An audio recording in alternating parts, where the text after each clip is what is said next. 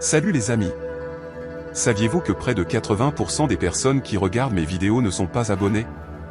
Si vous appréciez ces histoires, n'hésitez pas à vous abonner et à laisser un like. Ça m'aide beaucoup.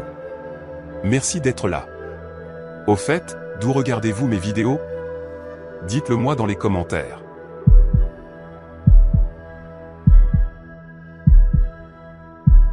Le couloir US 95, une nuit ordinaire devenue cauchemar. Le désert, une entité vivante. Le couloir US 95 n'était pas une simple route. C'était une bête endormie, un monstre de poussière et de silence, un labyrinthe d'asphalte qui respirait la chaleur le jour et le froid la nuit. Boaz Caudel le savait mieux que quiconque. Après 11 ans à parcourir ce ruban noir entre Reno et Las Vegas, il avait appris à lire ses humeurs comme un marin lit les vagues. Le désert n'était pas un décor, mais un adversaire. Il attendait. Il observait. Et quand il frappait sans avertissement. Ce soir-là, fin octobre, l'air était chargé d'une tension électrique. Le soleil s'était couché derrière la chaîne Toyab, plongeant le paysage dans une obscurité soudaine, presque violente.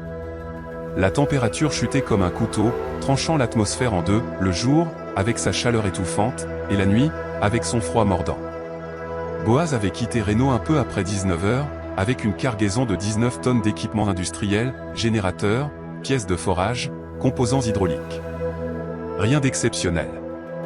Juste une autre nuit, un autre chèque, un autre bout d'autoroute que la plupart des gens ne verraient jamais, sauf depuis 10 000 mètres d'altitude, s'ils avaient la chance de survoler ce néant. Le camion, une extension de lui-même. Son Freightliner Cascadia 2015, blanc et usé par les kilomètres, était plus qu'un simple véhicule. C'était une extension de son propre corps, un compagnon fidèle qui répondait à ses moindres gestes avec une précision presque organique. Le moteur vrombissait de manière régulière, comme un cœur battant, tandis que les phares perçaient l'obscurité grandissante. Boaz aimait ce camion. Il le maintenait propre, bien entretenu, comme un soldat soigne son arme. Chaque grincement, chaque vibration lui était familier. Il connaissait les limites de son véhicule, ses forces, ses faiblesses, comme il connaissait les siennes. Alors qu'il quittait la vallée de Reno, la civilisation s'amenuisait derrière lui, avalée par la nuit. Les dernières lumières des villes s'éteignaient une à une, comme des bougies soufflées par un vent invisible. Bientôt, il ne resta plus que lui, la route, et l'immensité du désert, un vide si vaste qu'il semblait absorber toute pensée, toute émotion, ne laissant que l'instinct de survie. La dernière halte avant le vide. Boaz s'était arrêté à la dernière grande aire de repos avant d'affronter la partie la plus solitaire du trajet. Il avait fait le plein de carburant, vérifié le niveau de liquide de refroidissement, rempli 2 thermos de café noir et amer, et acheté un sandwich qu'il savait qu'il ne mangerait probablement pas. Le jeune employé derrière le comptoir, maladroit et nerveux, s'était excusé pour le retard. Boaz lui avait souri, lui avait dit de ne pas s'inquiéter. Pas de précipitation, jamais de précipitation sur cette route. Le désert était là, patient, éternel. Il attendait depuis 10 000 ans. Il pourrait bien attendre encore quelques minutes. La radio CB murmurait faiblement, des voix lointaines et étouffées, comme des fantômes errant dans l'éther. Des conducteurs signalaient des contrôles de police, demandaient des informations sur les conditions de la route plus au sud. Boaz gardait le volume bas, juste assez pour rompre la monotonie, pour se rappeler qu'il n'était pas seul au monde, même si, à cet instant, il s'en sentait plus proche que jamais. Son téléphone, posé sur le tableau de bord, perdait peu à peu le réseau. C'était normal. Ici, dans ce no man's land entre Reno et Tonopah, la connectivité était un luxe, pas une nécessité. On apprenait à se fier à ses propres yeux, à ses propres instincts. Parce qu'ici, si quelque chose tournait mal, il n'y avait personne pour vous aider. L'anomalie du kilomètre 87. Vers le kilomètre 87, juste après un virage menant à un ancien camp minier abandonné dont il n'avait jamais retenu le nom, quelque chose attira son attention.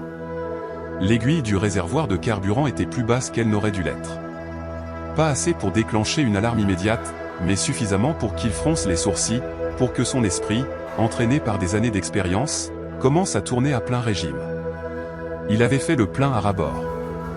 Il aurait dû avoir largement de quoi atteindre Tonopah, avec une marge confortable. Pourtant, l'aiguille indiquait un niveau inférieur à ce que ses calculs mentaux suggéraient.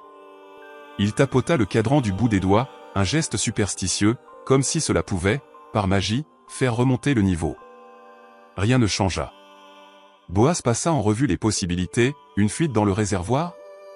Peu probable, il aurait senti l'odeur âcre du diesel. Une jauge défectueuse? Possible, mais il avait fait réviser le camion 3 semaines plus tôt. Ou peut-être était-ce simplement le désert qui jouait avec sa tête, qui le faisait douter de ce qu'il savait être vrai. Il décida de surveiller ça, de refaire les calculs au prochain kilomètre. Si le problème persistait, il appellerait pour décider où s'arrêter. Parce que la dernière chose qu'il voulait, c'était de tomber en panne sèche sur ce tronçon. Il y avait des endroits où l'on pouvait se permettre une panne, et puis il y avait des endroits où une panne signifiait des ennuis sérieux. L'US 95, dans cette partie du Nevada, appartenait clairement à la deuxième catégorie.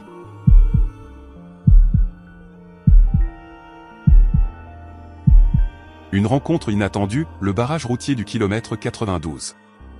L'approche du piège. La nuit s'était encore épaissie. 2 voies d'asphalte traversant un paysage qui semblait identique dans toutes les directions, de la sauge et des buissons. Des montagnes lointaines comme du papier déchiré contre le ciel qui s'assombrissait. Aucune lumière nulle part, sauf les siennes. La lune n'était pas encore levée. Elle ne le serait pas avant 2 heures. Et l'obscurité ici était du genre que les citadins ne connaissaient jamais. Totale. Complète. Le genre qui vous faisait comprendre pourquoi les anciens humains craignaient la nuit, pourquoi ils se blottissaient autour des feux et racontaient des histoires pour tenir les ombres à distance. Boaz avait fait ce trajet en toute saison, sous toutes les conditions, à toute heure du jour et de la nuit. Il avait vu des tempêtes de poussière transformer midi en minuit, vu la neige fermer la route en janvier, vu des mirages de chaleur en juillet qui ressemblaient à des lacs s'étendant jusqu'à l'horizon. Il avait vu une pluie de météorites si brillante qu'elle avait éclairé tout le désert comme en plein jour. Il avait vu des orages sans bruit, qui ne faisaient que scintiller et s'allumer dans des nuages à 80 km de là. Le désert vous montrait des choses, vous enseignait des leçons, vous rappelait à quel point vous étiez petit dans le grand schéma des choses. Mais il n'avait jamais vu ce qu'il vit au kilomètre 92. Au début, ce n'était que des formes sur la route devant lui, des silhouettes que ses phares n'avaient pas encore clairement distinguées. Boaz relâcha légèrement l'accélérateur, laissant le camion ralentir tandis qu'il essayait de comprendre ce qu'il voyait. Les formes prirent forme à mesure qu'il approchait. Un véhicule, réalisa-t-il, placé en travers des 2 voies, non garé sur le bas-côté, mais positionné délibérément pour bloquer toute la largeur de l'autoroute. Une personne se tenait debout dans la lumière de ses phares, agitant les 2 bras en signe de croix. Le signal universel pour s'arrêter, pour une urgence, pour une aide nécessaire immédiatement. Boaz sentit son estomac se nouer. Quelque chose dans cette scène ne semblait pas juste, bien qu'il ne puisse pas immédiatement dire quoi. Le véhicule était un SUV sombre, peut-être noir ou bleu foncé. Difficile à dire dans la lumière insuffisante. Pas de feu de détresse, pas de triangle de signalisation, pas de fusées éclairantes, juste le véhicule et la personne. Et alors qu'il se rapprochait, il put voir que c'était un homme, de corpulence moyenne, portant ce qui semblait être un gilet réfléchissant, comme ceux que portaient les travailleurs routiers, le genre qui était censé signaler l'autorité et la sécurité. Chaque instinct que Boaz avait développé en 11 ans de transport longue distance commença à hurler. Ce n'était pas normal. La position du véhicule était trop précise, trop délibérée. Une vraie panne aurait été sur le bas-côté. Les feux de détresse clignotant. Le conducteur se tenant bien à l'écart de la circulation. Cela semblait mis en scène. Cela semblait comme si quelqu'un voulait qu'il s'arrête. Qu'il s'engage dans un freinage complet avant qu'il ne puisse reconsidérer sa décision. Il était encore à une centaine de mètres quand il prit sa décision. Sa main se dirigea vers le micro de la radio CB, l'activant sans quitter la route des yeux. Tout trafic commercial sur l'US 95 en direction du sud près du kilomètre 92. Ici un camion Northstar approchant un véhicule bloquant les 2 voies. Un conducteur fait signe de s'arrêter. Quelqu'un peut-il confirmer ou conseiller? Le silence lui répondit. Le canal était mort, ce qui signifiait qu'il était seul ici, ce qui signifiait que tout ce qui allait se passer ensuite dépendait de lui et de personne d'autre. L'homme qui faisait signe était maintenant clairement visible, et Boaz pouvait voir son visage, ou du moins les traits généraux, la trentaine, peut-être, rasé de près, l'expression neutre, pas paniqué, pas en détresse, juste en attente. C'était cela qui avait scellé la décision de Boaz. Une personne avec une vraie urgence montrait de l'émotion, de la peur, du soulagement, de la désespération, quelque chose. Cet homme avait l'air de pointer pour un quart de travail. Boaz fit son choix. Il maintint sa vitesse, ne freina pas, ne ralentit pas plus qu'il ne l'avait déjà fait. Sa main droite se dirigea vers la corde du klaxon, et il en donna un long coup agressif. Le son brisa le silence du désert, résonnant contre les collines lointaines, annonçant sa présence et son intention. Il ne s'arrêterait pas. L'expression de l'homme changea alors, la surprise traversant ses traits avant de se durcir en quelque chose d'autre. Quelque chose qui confirma toutes les alarmes dans la tête de Boaz. Le SUV bloquait toujours les deux voies, mais il y avait peut-être 45 cm d'accotement à droite, peut-être 60 cm à gauche. L'accotement de droite descendait dans du sable mou et des buissons. Pas bon pour un camion chargé. L'accotement de gauche était bordé d'un petit talus puis du désert ouvert. Risqué, mais possible. Boaz fit un calcul en une fraction de seconde, basé sur des années de connaissance exacte de la largeur de son camion, de la marge qu'il avait, de ses marges de manœuvre. Il vira à gauche, s'engageant dans le dépassement. L'homme courait maintenant, se dirigeant vers le SUV, hurlant quelque chose que Boaz ne pouvait pas entendre par-dessus le moteur et le coup de klaxon qu'il venait de donner. Le côté gauche du camion de Boaz frôla le pare-chocs arrière du SUV avec peut-être 15 cm d'écart, assez près pour qu'il sente la remorque osciller légèrement en passant. Puis il était passé, accélérant fort, regardant dans le rétroviseur la scène s'éloigner derrière lui. L'homme se tenait maintenant au milieu de la route, juste une silhouette dans les feux arrière de Boaz, et le SUV ne bougeait pas, ne le poursuivait pas, il était juste là. Et d'une certaine manière, c'était pire que s'il l'avait poursuivi. Le cœur de Boaz battait contre ses côtes, l'adrénaline faisant trembler légèrement ses mains sur le volant. Il se força à respirer régulièrement, à penser clairement. Il attrapa son téléphone, sachant qu'il était inutile, mais vérifiant quand même. Pas de réseau. Bien sûr, pas de réseau. Il était encore à 50 km de Tonopah, à 50 km de toute forme de civilisation ou d'aide.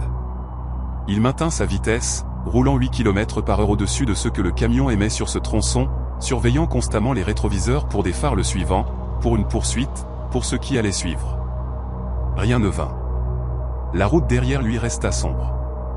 Le kilomètre 93 passa, puis 94, puis 95.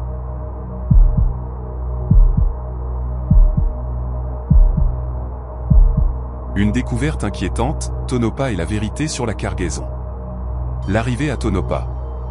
Vers le kilomètre 102, les premières lumières éparses des faubourgs de Tonopah apparurent, et Boaz sentit une partie de la tension quitter ses épaules.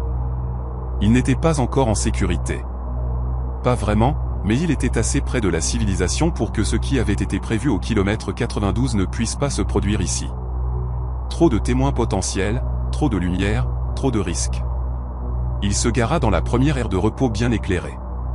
Il trouva une opération ouverte 24 heures sur 24 avec une douzaine d'autres camions déjà garés et une lueur fluorescente qui semblait un sanctuaire. Il serra les freins et coupa le moteur, puis resta assis là un moment, les mains toujours sur le volant, assimilant ce qui venait de se passer. À travers le pare-brise, il pouvait voir d'autres conducteurs se déplacer. Des opérations normales de transport de nuit, tout ordinaire et banal et sûr. Mais il ne pouvait pas se débarrasser du sentiment qu'il venait d'éviter quelque chose, que le mauvais choix au kilomètre 92 l'aurait mené quelque part où il ne voulait pas imaginer. Son téléphone capta le réseau alors que les tours de télécommunication entraient en portée, et l'appareil vibra immédiatement avec 3 notifications d'appels manqués et 2 messages vocaux. Boaz fixa l'écran, fronçant les sourcils. Personne ne l'appelait pendant ses trajets à moins que ce ne soit important, à moins que quelque chose n'aille pas. Le premier numéro ne lui disait rien. Le second était le portable de son dispatch, la ligne d'urgence, pas celle du bureau. Le troisième était le même numéro inconnu que le premier appel. Il écouta le premier message vocal et la voix de son dispatch remplit la cabine, tendue d'une urgence contrôlée. « Boaz, c'est Marty. J'ai besoin que tu me rappelles immédiatement. Peu importe l'heure.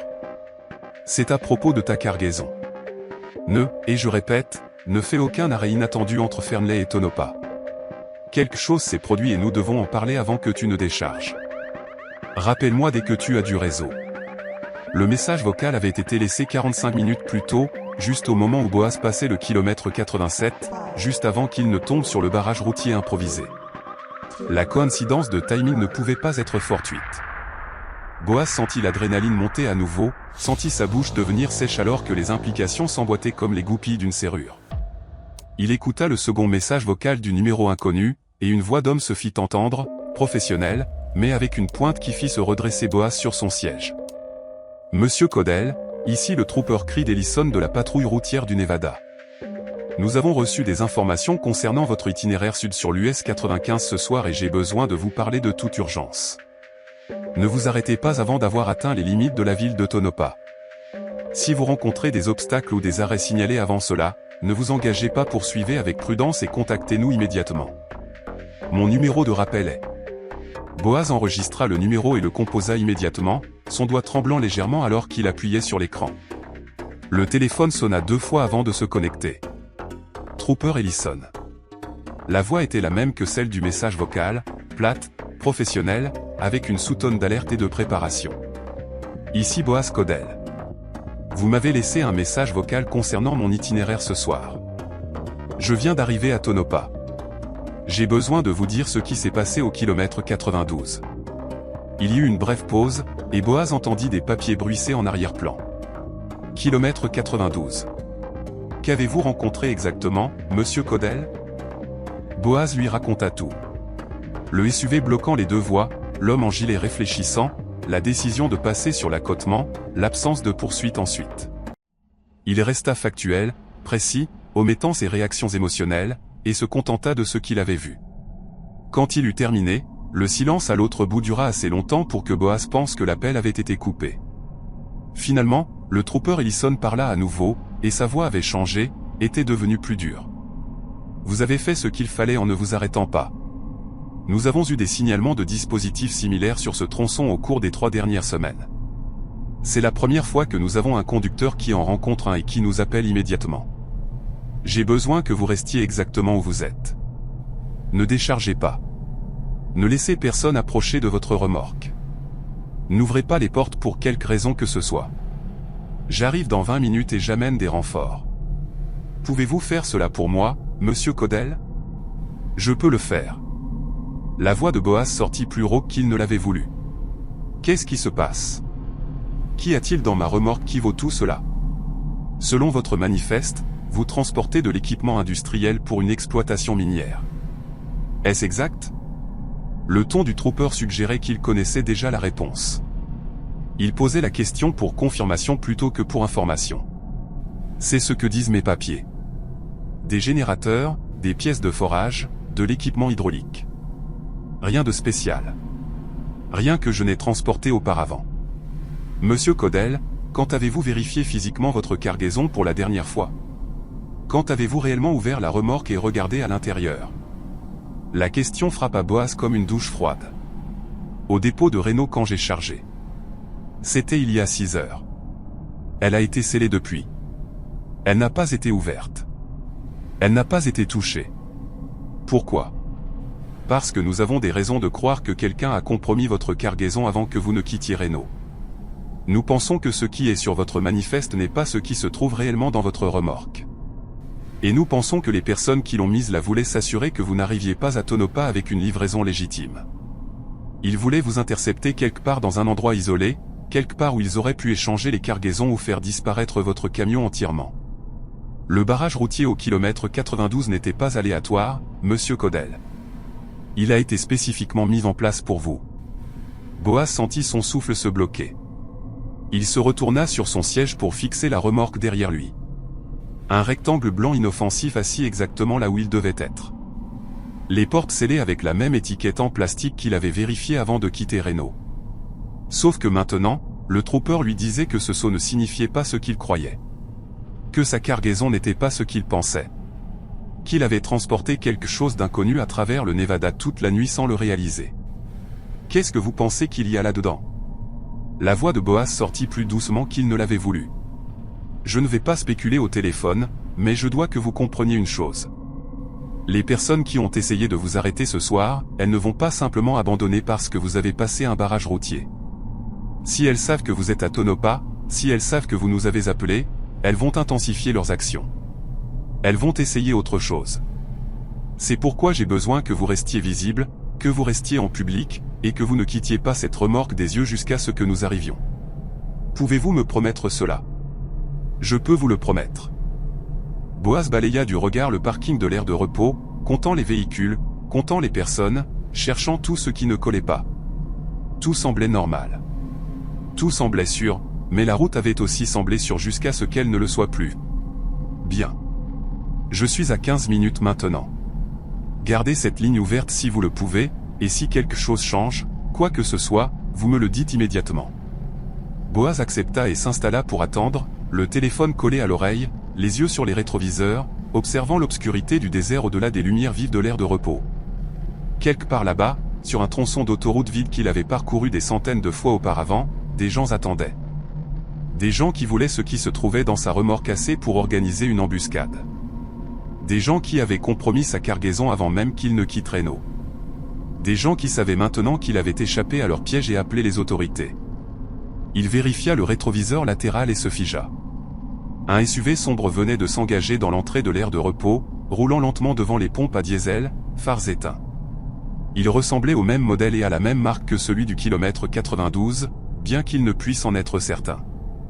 Le véhicule fit un tour lentement, comme un requin testant le périmètre, puis se gara 3 rangées derrière la remorque de Boaz. Les lumières éteintes complètement. Personne ne descendit. « Trooper », dit Boaz doucement dans le téléphone. « Je pense qu'ils viennent de me suivre jusqu'ici. »« Restez dans la cabine », répondit la voix du trooper Ellison, nette et contrôlée.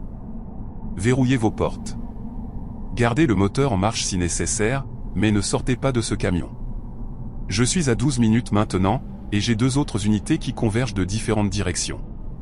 Contentez-vous de garder un œil sur ce SUV et dites-moi si quelque chose change. » La main de Boaz s'était déjà dirigée vers la serrure de la porte, la verrouillant avec un déclic solide qui, d'une manière ou d'une autre, ne le fit pas se sentir plus en sécurité.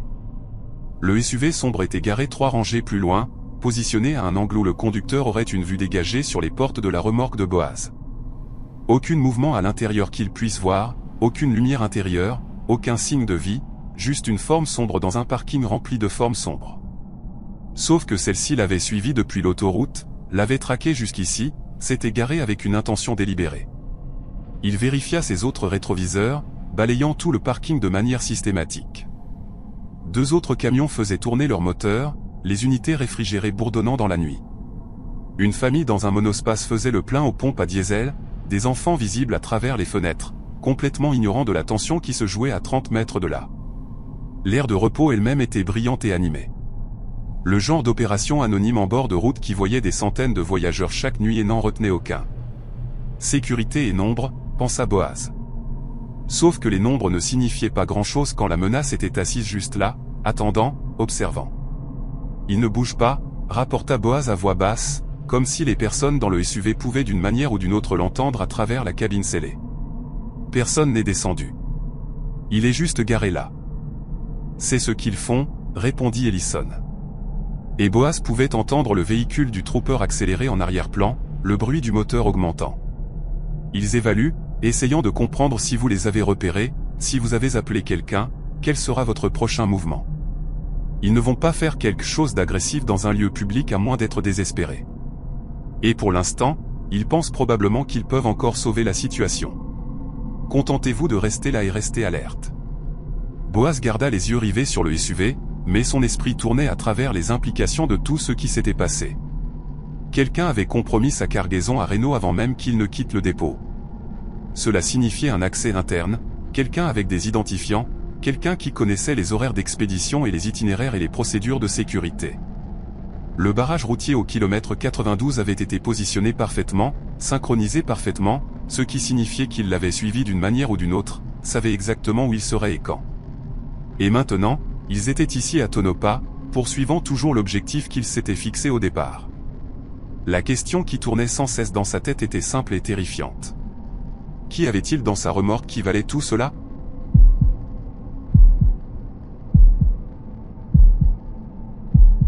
La vérité sur la cargaison, l'ouverture des portes. L'arrivée d'Ellison. 20 minutes plus tard, Ellison arriva avec 2 autres véhicules de patrouille. Ils bloquèrent l'accès à la remorque, arme à la main, comme s'ils s'attendaient à une menace. Ellison frappa à la vitre de Boaz. « Monsieur Caudell, nous devons inspecter votre cargaison. » Boaz hocha la tête, la bouche sèche. Ellison sortit un coupe-boulon de son véhicule de patrouille. Je sais que votre manifeste indique de l'équipement industriel. Et je sais que vos scellés étaient intacts quand vous avez quitté Reno, mais nous avons reçu des renseignements suggérant que quelqu'un a compromis votre cargaison avant que ces scellés ne soient appliqués.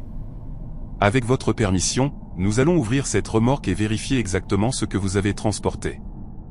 Boaz sortit ses papiers de la cabine, montra à Ellison les documents de chargement, les numéros de scellés, le manifeste qui énumérait les générateurs et les composants de forage et les pièces hydrauliques. Tout semblait légitime. Tout était soutenu par une documentation appropriée de la chaîne de garde. Tout cela était potentiellement sans valeur si quelqu'un avait accédé à sa cargaison avant même que le processus de chargement officiel n'ait commencé.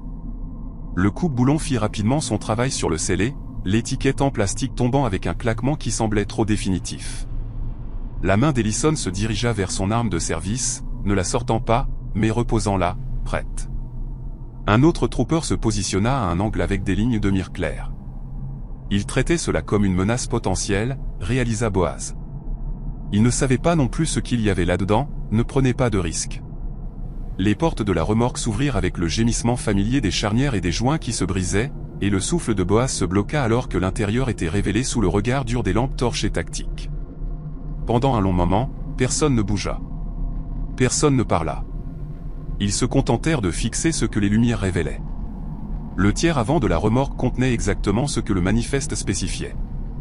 Des générateurs industriels toujours arrimés en place, des étiquettes de documentation visibles, une cargaison normale et légitime qui correspondait à chaque document que Boaz transportait. Mais derrière cette cargaison légitime, séparée par une fausse paroi qui avait été construite professionnellement pour ressembler au panneau avant réel de la remorque, se trouvait le reste de l'espace. Et cet espace n'était pas vide. Des caisses en bois, des dizaines d'entre elles, non marquées à l'exception de séries de chiffres qui ne signifiaient rien pour Boaz.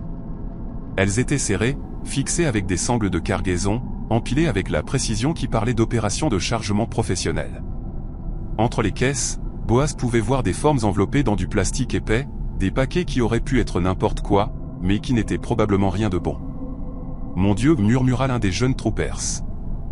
Et Ellison lui lança un regard qui tua tout autre commentaire.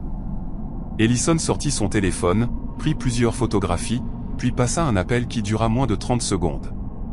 Quand il raccrocha, son expression avait changé en quelque chose de plus dur, plus officiel. « Monsieur Caudell, je dois que vous compreniez une chose. Ce que vous voyez n'est pas votre cargaison. Vous n'étiez pas censé voir cela. Les personnes qui ont mis en place le barrage routier au kilomètre 92 prévoyaient de vous intercepter avant que vous n'atteigniez Tonopah, d'échanger la vraie cargaison contre quelque chose qui correspondait à votre manifeste, et de vous envoyer sur votre chemin avec une histoire de couverture sur des problèmes mécaniques ou un détour temporaire. Vous auriez livré les générateurs, signé les papiers, et jamais su que vous aviez fait partie d'une opération de contrebande. Boaz fixa les caisses, les paquets enveloppés, les preuves d'une opération qu'il avait transformée en complice criminel à son insu et sans son consentement. Il avait conduit à travers le Nevada toute la nuit en transportant de la contrebande, complètement ignorant, complètement innocent, et complètement vulnérable aux conséquences qui auraient suivi s'il avait été attrapé. Qu'est-ce que c'est ? Sa voix sortit. Qu'est-ce que je transporte ? Nous ne le saurons pas avec certitude jusqu'à ce que des agents fédéraux viennent ici pour inventorier et tester correctement tout, mais sur la base d'opérations similaires que nous avons interceptées dans le passé. Les yeux d'Ellison rencontrèrent les siens, et il y avait une sorte de sympathie là, mélangée à la distance professionnelle. Cela pourrait être des armes, cela pourrait être de la drogue, cela pourrait être de l'électronique ou des produits pharmaceutiques volés, cela pourrait être tout cela. Ce qui compte maintenant, c'est que vous ne saviez pas. Vous nous avez appelé dès que quelque chose vous a semblé incorrect et vous avez suivi la procédure. Cela compte beaucoup en termes d'établir votre non-implication. Le soulagement que Boaz ressentit à ces mots fut immédiatement submergé par un sentiment croissant de violation. Son camion, sa remorque, son manifeste de cargaison, sa réputation professionnelle. Tout cela avait été compromis et utilisé comme arme par des personnes qu'il n'avait jamais rencontrées, pour des buts qu'il ne pouvait pas comprendre. Il avait conduit à travers le Nevada toute la nuit en transportant de la contrebande, sans le savoir, sans le vouloir, et complètement vulnérable aux conséquences qui auraient suivi s'il avait été attrapé. Les personnes dans le SUV, dit Boaz, forçant sa voix à se concentrer sur les problèmes immédiats plutôt que sur les implications plus larges. Est-ce qu'il parle ? L'expression d'Ellison suggérait la réponse avant même qu'il ne parle. Ils ont déjà un avocat. Pas un mot, pas une syllabe. Ils connaissent la procédure, savent ce pourquoi ils peuvent et ne peuvent pas être inculpés en fonction de ce que nous avons vu ce soir. Suivre un camion n'est pas un crime. Se garer dans un parking public n'est pas un crime. Nous pourrions peut-être les avoir pour le barrage routier si nous pouvons les placer au kilomètre 92, mais sans preuve physique ou témoin, cela va être difficile. Ce sont des professionnels, Monsieur Caudel. Ce n'est pas leur première opération, et ce ne sera pas leur dernière. D'autres véhicules arrivaient maintenant. Des sédans non marqués qui hurlaient une présence fédérale. Des hommes et des femmes en costume en sortirent, leurs badges affichés, prenant le commandement de la scène avec l'efficacité pratique de personnes qui l'avaient déjà fait auparavant. DEA, devina Boaz, ou peut-être FBI, peut-être les deux. Le gérant de l'aire de repos était sorti pour voir ce qui se passait. Se tenant à une distance prudente, téléphone à la main, appelant probablement le siège social pour signaler que son parking était devenu une scène de crime fédéral. Un agent s'approcha, une femme dans la quarantaine aux cheveux gris courts et aux yeux qui cataloguaient tout sans en avoir l'air. Monsieur Caudel, je suis l'agent spécial Verden de la DEA. J'ai besoin de vous poser quelques questions sur votre itinéraire ce soir, vos procédures de chargement à Reno et tout ce que vous auriez pu observer d'inhabituel avant de partir. Cela va prendre un certain temps et je m'excuse pour la gêne occasionnée, mais votre coopération est cruciale pour comprendre comment cette opération a été structurée. Boaz hocha la tête, soudain épuisé, l'adrénaline cédant enfin la place à une fatigue profonde qui rendait debout une tâche monumentale. Il suivit l'agent Verden jusqu'à l'un des véhicules non marqués, monta à l'arrière et commença le processus de raconter chaque détail de sa nuit. Le dépôt de chargement à Reno, la routine qu'il avait suivie, les personnes avec lesquelles il avait interagi, le moment où il avait remarqué que son indicateur de carburant était plus bas que prévu, le barrage routier au kilomètre 92, la décision de le contourner, le SUV qu'il avait suivi à Tonopah. Tout fut documenté, enregistré, analysé pour des indices sur la façon dont l'opération avait été structurée et qui aurait pu être impliqué. Les heures se confondirent. Du café apparut à un moment donné. Du café d'air de repos dans une tasse en papier qui avait le goût de carton mais fournissait de la caféine. D'autres camionneurs avaient été déplacés vers différentes sections du parking. Leurs itinéraires perturbés, mais leur coopération nécessaire pour sécuriser la scène. Boaz aperçut par les fenêtres de la sédan sa remorque en train d'être systématiquement vidée.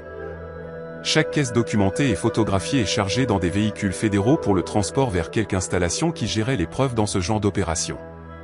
L'aube se levait sur le désert du Nevada, peignant le ciel de nuances d'orange et de rose qui semblaient incroyablement belles compte tenu des circonstances.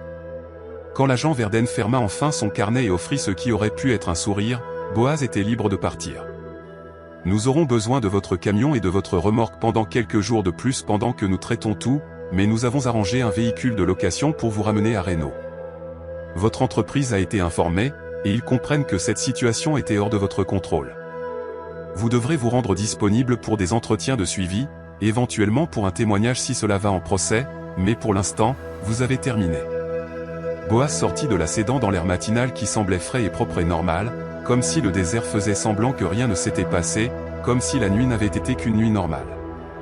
Son camion se tenait vide maintenant, les portes de la remorque grandes ouvertes, l'intérieur dépouillé et stérile sous l'attention de l'équipe médico-légale.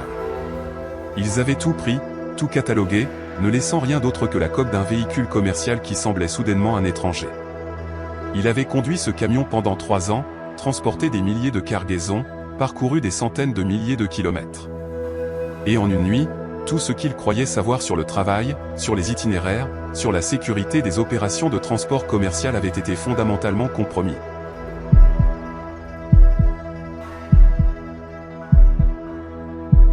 Une nouvelle vie, la protection des témoins. Le retour à Reno. Le trajet de retour à Reno aurait dû prendre 4 heures.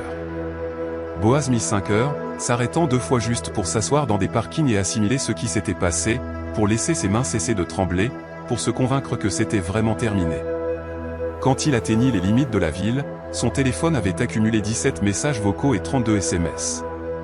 Tout le monde, de son dispatch à sa compagnie d'assurance en passant par d'autres conducteurs avec lesquels il avait travaillé au fil des ans, voulait savoir s'il allait bien, si les rumeurs étaient vraies, si c'était vraiment aussi grave que ce que les nouvelles rapportaient.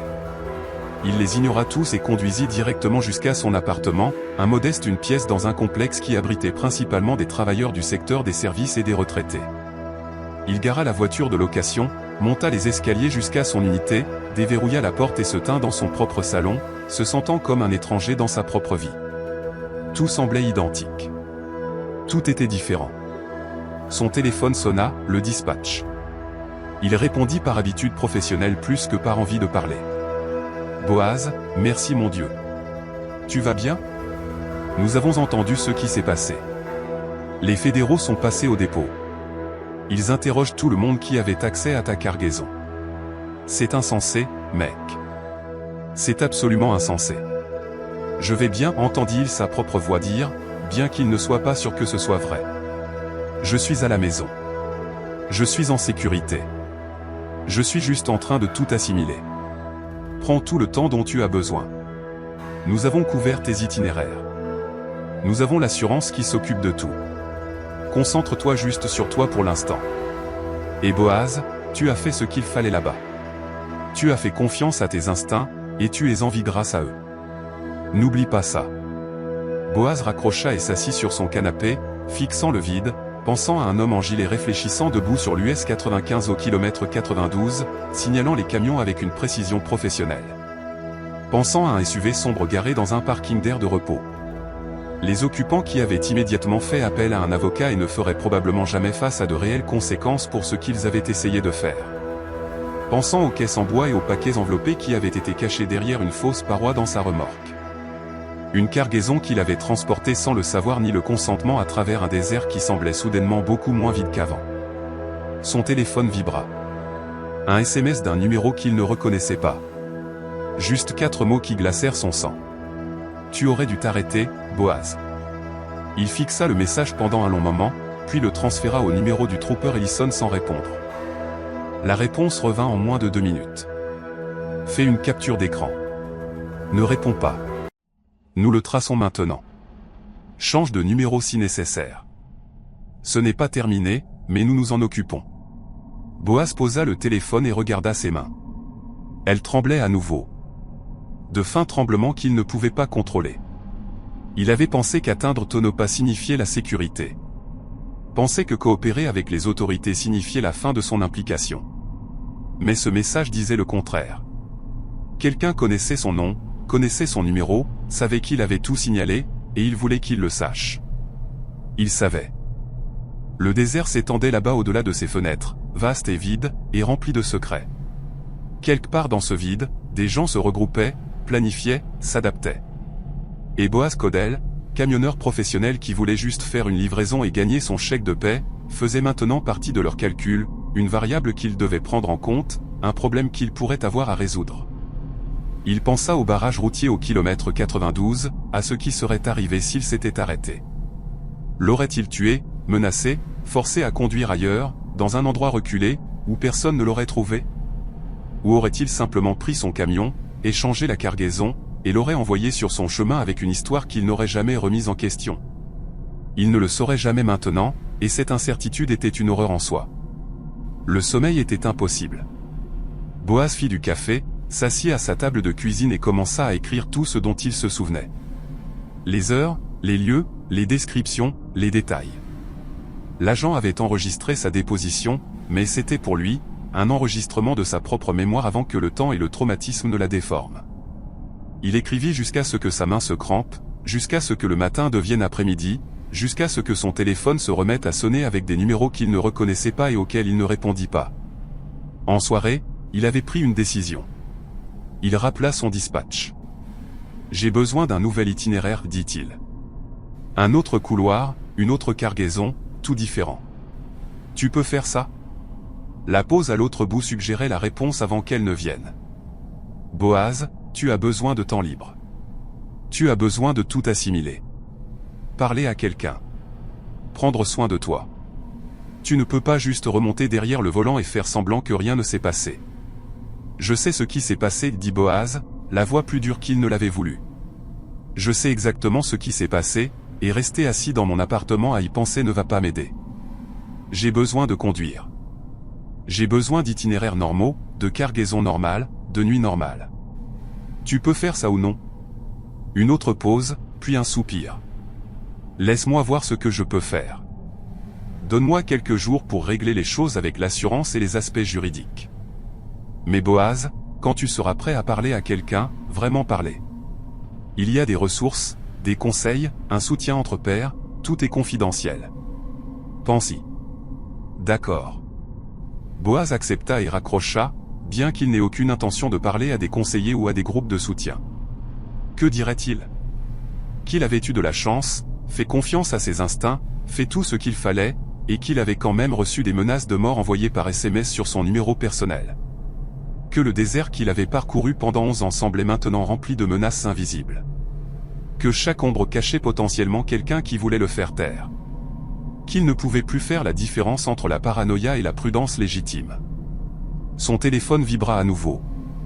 Un autre SMS du même numéro inconnu. Nous savons où tu habites. Cette fois, Boaz ne transféra pas le message à Ellison. Il attrapa ses clés, prit le sac d'urgence qu'il gardait prêt pour les situations d'urgence, et quitta son appartement sans se retourner. La voiture de location démarra du premier coup et il conduisit sans destination, juste pour mettre des kilomètres entre lui et ce qui arrivait, car quelque chose arrivait. Cela, c'était clair. Les personnes derrière l'opération au kilomètre 92 n'allaient pas simplement le laisser partir. Elles avaient trop investi, pris trop de risques, perdu trop quand il avait appelé les autorités. Il était maintenant un fil qui dépassait, et les fils qui dépassaient étaient coupés. Alors que Boaz s'engageait sur l'I-80, se dirigeant vers l'est, loin de Reno, loin de son appartement, loin de tout ce qui lui était familier, il comprit enfin ce que le trooper avait voulu dire quand il avait dit que ce n'était pas terminé. Ce n'était pas une question de cargaison ou d'arrestation ou d'enquête fédérale. C'était une question de lui, de ce qu'il savait, de ce qu'il pouvait témoigner si l'affaire allait en procès. Il était maintenant une preuve qui pouvait marcher et parler et potentiellement détruire une opération très rentable de quelqu'un. Le désert s'étendait devant lui, sombre et vaste et indifférent. Quelque part dans cette obscurité, des gens prenaient des décisions à propos de Boaz Kodel. S'il valait la peine de l'éliminer, s'il pouvait le faire taire par la peur, s'il était assez intelligent pour disparaître de lui-même, ou assez stupide pour penser que les forces de l'ordre pouvaient vraiment le protéger. Boaz n'avait de réponse à aucune de ces questions. Tout ce qu'il avait, c'était une voiture de location, un sac d'urgence, et la certitude que l'US 95 au kilomètre 92 avait changé sa vie de manière permanente. Il avait tout fait correctement cette nuit-là, pris toutes les bonnes décisions, suivi chaque procédure, et d'une manière ou d'une autre, ces bonnes décisions avaient empiré les choses. La route se déroulait devant lui, les lignes blanches clignotant dans ses phares, et Boaz Kodel conduisait dans une obscurité qui semblait beaucoup moins vide qu'avant.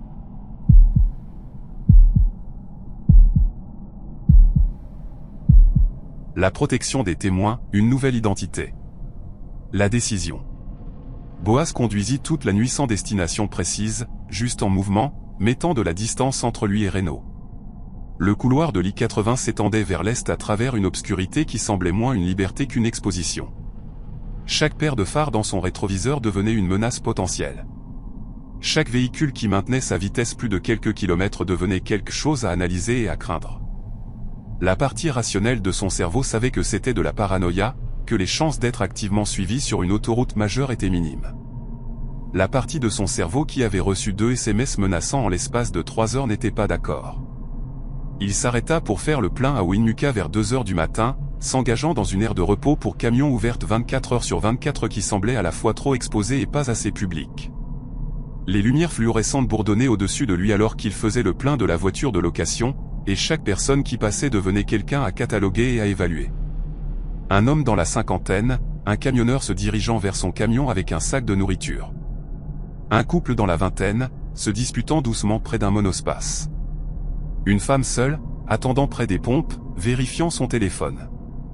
Aucun d'eux n'était une menace, tous étaient des témoins potentiels, et Boaz ne savait pas lequel importait le plus.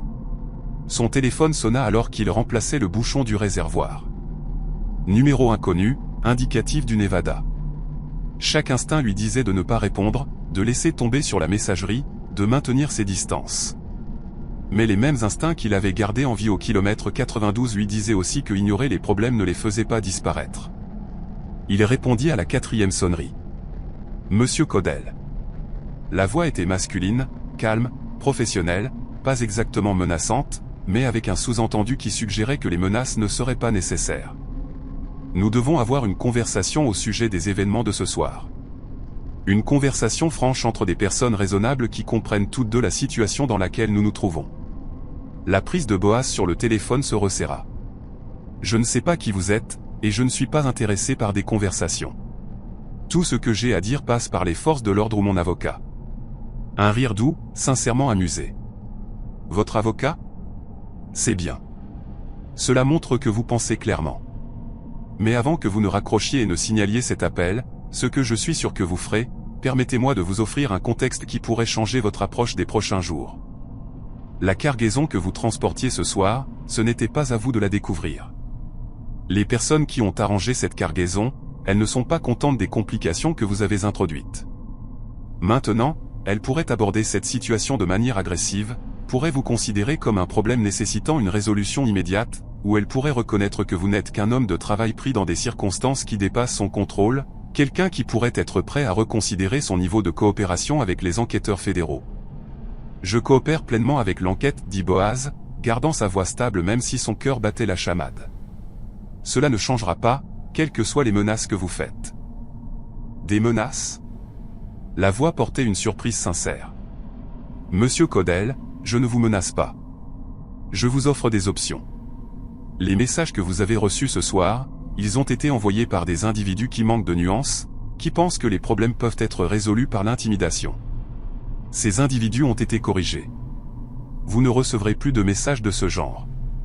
Ce que vous recevrez, c'est de l'espace pour réfléchir clairement à votre situation. Vous êtes un camionneur. Vous comprenez la logistique. Vous comprenez que chaque action a des conséquences en aval. La question est de savoir si ces conséquences vous affectent seulement vous ou si elles s'étendent à d'autres personnes dans votre vie. L'implication planait dans l'air, lourde et sans équivoque. Boaz pensa à son ex-femme à Sacramento, à sa fille à l'université en Oregon, à la famille de son frère à Carson City, des personnes qu'il avait tenues à distance pendant des années, non par malveillance, mais parce que la route ne laissait pas beaucoup de place pour des relations proches. Des personnes qui étaient maintenant potentiellement vulnérables à cause des choix qu'il avait faits au kilomètre 92. Vous parlez de menacer ma famille. La voix de Boaz était devenue plate, vidée d'émotion. Vous me dites que si je témoigne ou coopère avec l'enquête, les personnes qui me sont chères deviennent des cibles. Je ne vous dis rien de spécifique, monsieur Caudell.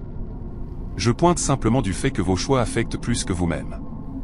C'est vrai que nous parlions de coopération avec les forces de l'ordre ou de toute autre décision que vous pourriez prendre. Maintenant, je vais raccrocher.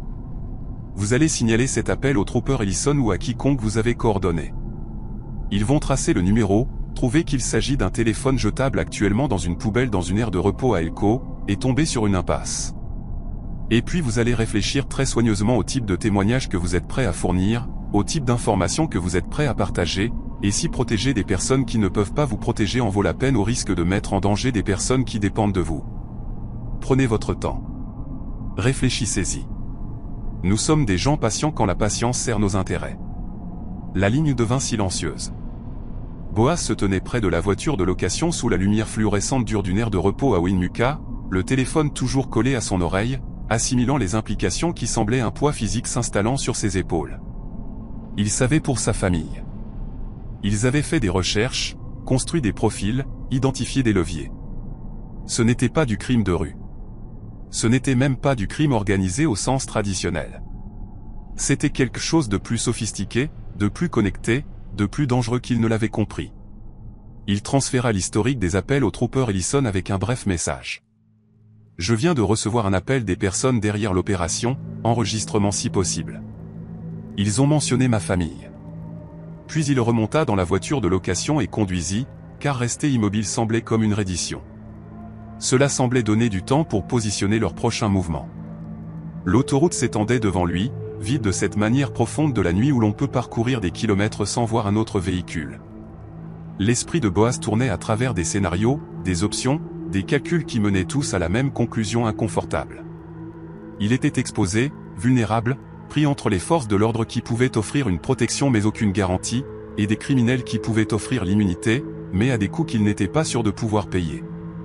Son téléphone sonna à nouveau, cette fois, c'était le numéro du trooper Ellison. Boaz répondit immédiatement. « Monsieur Caudell, où êtes-vous en ce moment ? La voix d'Ellison était tendue, une urgence contrôlée transparaissant à travers le calme professionnel. I-80 en direction de l'Est, je viens de passer Winmuka. J'ai reçu un autre appel. Différent des SMS. Quelqu'un qui, je sais, a reçu votre message. Écoutez-moi attentivement. Les personnes qui vous ont appelé, elles intensifient plus vite que nous ne l'avions anticipé. Nous avons eu 3 autres camionneurs qui nous ont contactés ce soir. Tous rapportant des approches similaires. Tous impliqués dans des itinéraires à travers le Nevada au cours des 6 derniers mois. Ce n'est pas seulement à propos de votre cargaison, Codell. C'est une opération systématique, et le fait que vous soyez tombé dessus les a forcés à accélérer leur contrôle des dégâts. Nous avons besoin que vous veniez. Laissez-nous vous placer quelque part en sécurité pendant que nous démêlons les implications. En sécurité comme la protection des témoins, entendit Boaz le rire amer dans sa propre voix. Je suis un camionneur, trooper. C'est tout ce que je sais. Tout ce que j'ai jamais connu. Vous me mettez en protection des témoins. Vous me donnez une nouvelle identité. Qu'est-ce que je suis censé faire comme travail? Retourner des hamburgers? Remplir des rayons? Je ne peux pas simplement arrêter d'être qui je suis parce que des criminels le veulent. Je comprends cela. Je le fais. Mais en ce moment, vos options sont limitées, et elles deviennent de plus en plus limitées à chaque heure. Les personnes qui dirigent cette opération, elles ne vont pas attendre un procès, ne vont pas laisser cela se jouer devant les tribunaux. Elles vont essayer de vous résoudre en tant que problème avant que les agents fédéraux ne puissent construire un dossier autour de votre témoignage. Cela signifie que vous avez besoin de protection, que vous le vouliez ou non. Boaz fixa les lignes blanches qui défilaient dans ses phares, l'obscurité du désert qui semblait soudain remplie d'observateurs invisibles, de menaces invisibles. Et si je ne témoigne pas? Et si je dis aux agents fédéraux que je n'ai rien vu d'utile, que je n'ai rien remarqué de spécifique, que je ne peux pas fournir de détails qui aideraient leur dossier? Est-ce que ce serait suffisant pour que je ne vaille pas leur attention? La pause à l'autre bout dura trop longtemps. Et quand Ellison parla à nouveau, sa voix portait un poids qui confirmait ce que Boaz savait déjà. Vous êtes déjà dans leur système, Codell. Vous avez déjà signalé le barrage routier, déjà coopéré avec la perquisition, déjà fait des déclarations. Vous pouvez refuser de témoigner, mais cela n'efface pas ce que vous avez déjà fait. Et franchement, ces gens pourraient ne pas croire que vous avez vraiment reculé. Ils pourraient voir toute revendication de non-coopération comme une manœuvre tactique, un moyen de baisser leur garde pendant que l'enquête se poursuit. Vous êtes impliqué maintenant, que vous le vouliez ou non. La vérité de cela s'installa dans la poitrine de Boaz comme une pierre froide. Il avait tout fait correctement au kilomètre 92, fait confiance à ses instincts, pris les bonnes décisions, et ces bonnes décisions avaient fait de lui une cible qui ne s'effacerait pas. Il pensa à l'homme en gilet réfléchissant debout sur l'autoroute avec un calme professionnel. Il pensa au SUV sombre qu'il avait suivi jusqu'à Tonopah. Il pensa à la voix au téléphone offrant des options qui n'étaient pas vraiment des options. « Où voulez-vous que j'aille » demanda finalement Boaz, la voix vidée par l'épuisement et la résignation. « Il y a un poste de la patrouille routière à Elko à environ 1 heure devant vous. J'ai déjà appelé en avance. Ils vous attendent.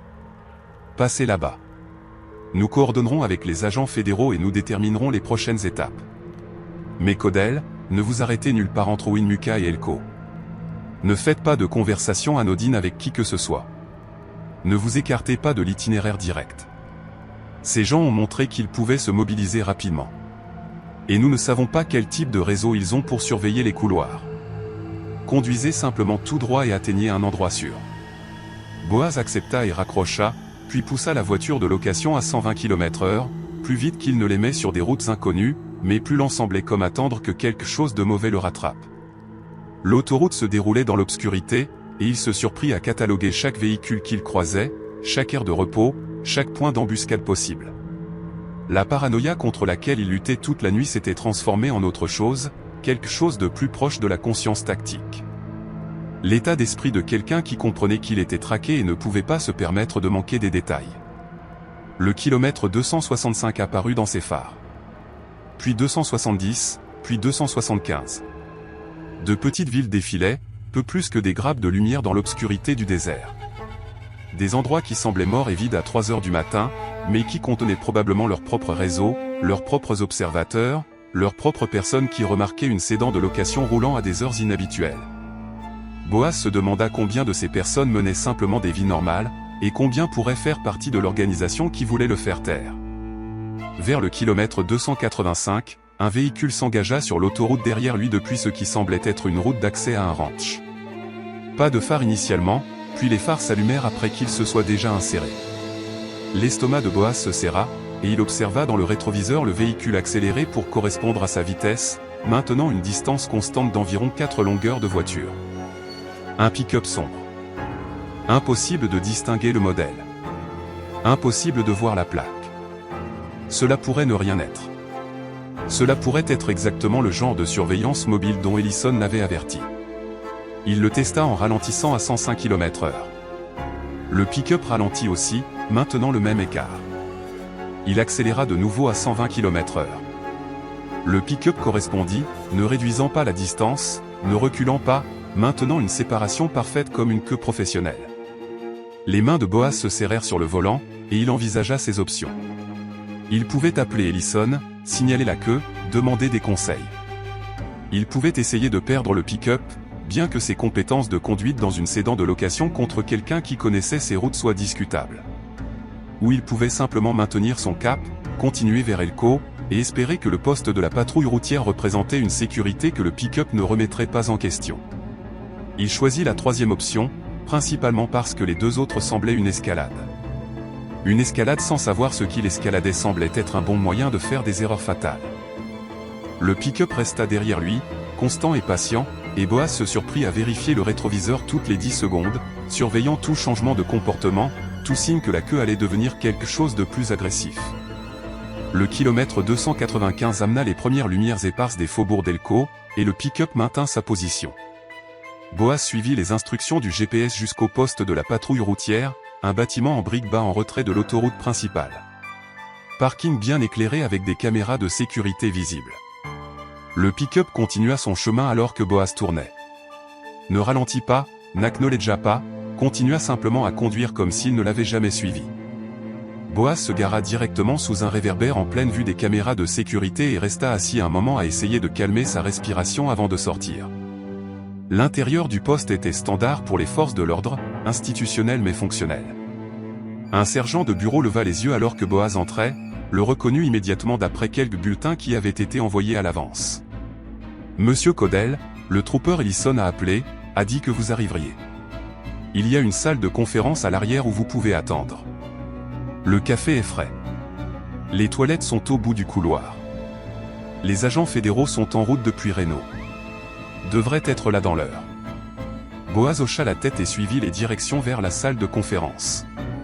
Un espace sans fenêtre avec une table, 6 chaises, et cette étrange vacuité que toutes les salles d'attente officielles semblent partager.